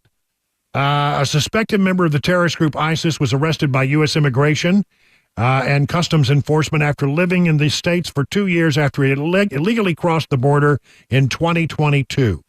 The man, 33-year-old Jovakir Adoev, crossed into Arizona and was apprehended by Border Patrol agents in February of 2022, according to NBC News. At the time, U.S. officials could not find any derogatory information on Adoev and released him inside the U.S. on bond. In May of 23, Uzbekistan put out a notice that Adoev was wanted in his home country for being affiliated with ISIS. In March of 24, U.S. government officials were reviewing Adoev's application for asylum when they discovered the international notice from Uzbekistan. From there, officials connected it to the man who was then living in Maryland. Arrested on April 17th, just the other day. This raises concerns about how quickly and frequently the U.S. can do follow-up vetting on migrants who've already crossed the border. All right, so look, this is a guy who was processed, who actually got processed, and they let him go, and it wasn't for 2 years until they found out this guy was an ISIS-related potential terrorist. So, it makes us wonder, what some of these other people. I mean, think about, okay, if that guy went through the regular procedure and they didn't catch it, then a lot of people who went through the regular procedure probably didn't get caught. And that doesn't say anything about the 1.8, maybe 2 million people who've crossed in here who never had any contact with law enforcement at all. Just saying, wow, that's a little scary, isn't it? Story number 2. Chris, how much money do you think it would take to afford a median home price, your salary that would be needed to afford a median home price in Nashville? Ooh, Nashville? Davidson, I guess they're talking Metro Nashville. $460. No, it's not that high. No? Oh, no. Okay. Well, but good. still, it's up there. According to a new housing report, the first 2 weeks of May see the most homes for sale, but the income required to buy a home in Metro Nashville, that's not just Davidson County, it's Metro Nashville, is up compared to last year. As the weather warms and the grass starts to grow, so does the number of homes listed for sale. But still the money to buy a home is hefty. According to Realtor.com, The income needed to buy a median price home in the Nashville metropolitan area, including Murfreesboro and Franklin. Well, that jumps the number up right there. You're putting Franklin in there. And here it is, $142,000 a year is what you got to make. Oh, I misunderstood. I was thinking the price of the house. No. Gotcha. How much salary do you have to make? Wow. Yeah. 142 a year, which is up 7.6% over last year. Up 7.6% over last year. I mean, for people who are trying to get into a home, which is the American dream, is it not? I mean, to get into a home, you got 7.5% interest rates, and the cost of housing continues to go up. I mean, the good news is if you got a house, we're not in a slump. Your house has continued to grow in value by about 5.2% in the metro Nashville area. That's good. That's good. I mean, so if you have equity in that house because the value goes up, and that's how you build equity and paying off your loan. You need 142 just to get in. If rates can get back to 6 or 6.5, the housing market, they say, could start to move in a bigger way. But right now, depending on your credit rating, 7.5, even some places 8% for a 30-year mortgage. Number 3. More than 500 Tennessee schools are without SROs despite state funding available. Just $98.4 million of the $140 million provided by the state last summer to put an armed school resource officer in every school in Tennessee has been used, a state report shows, mainly due to staffing problems. It's not that they don't want SROs, it's that they can't find them. Last summer, following the Covenant School shooting, the General Assembly allotted $140 million so every school in the state could have an armed SRO as part of a school safety initiative. However, according to a state report, this is from our WKRN, released on February, just 67% of public elementary and 75% of public middle and high schools have taken advantage of the funds. There are currently 500 public schools within the state of Tennessee that are still not equipped with a school resource officer. There just aren't those individuals available with post-certification to be able to work in schools.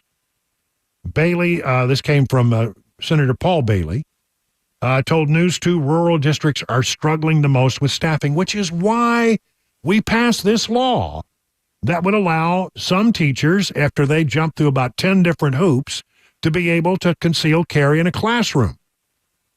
I mean, I have to go through this again. Everybody attacked this bill.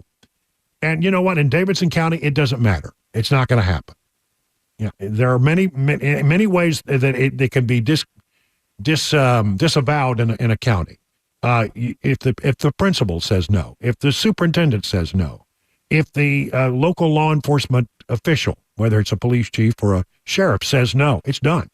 And that happened in Davidson County. That happened in a lot of counties. In fact, no county that we know of has decided they're going to take advantage of this new law.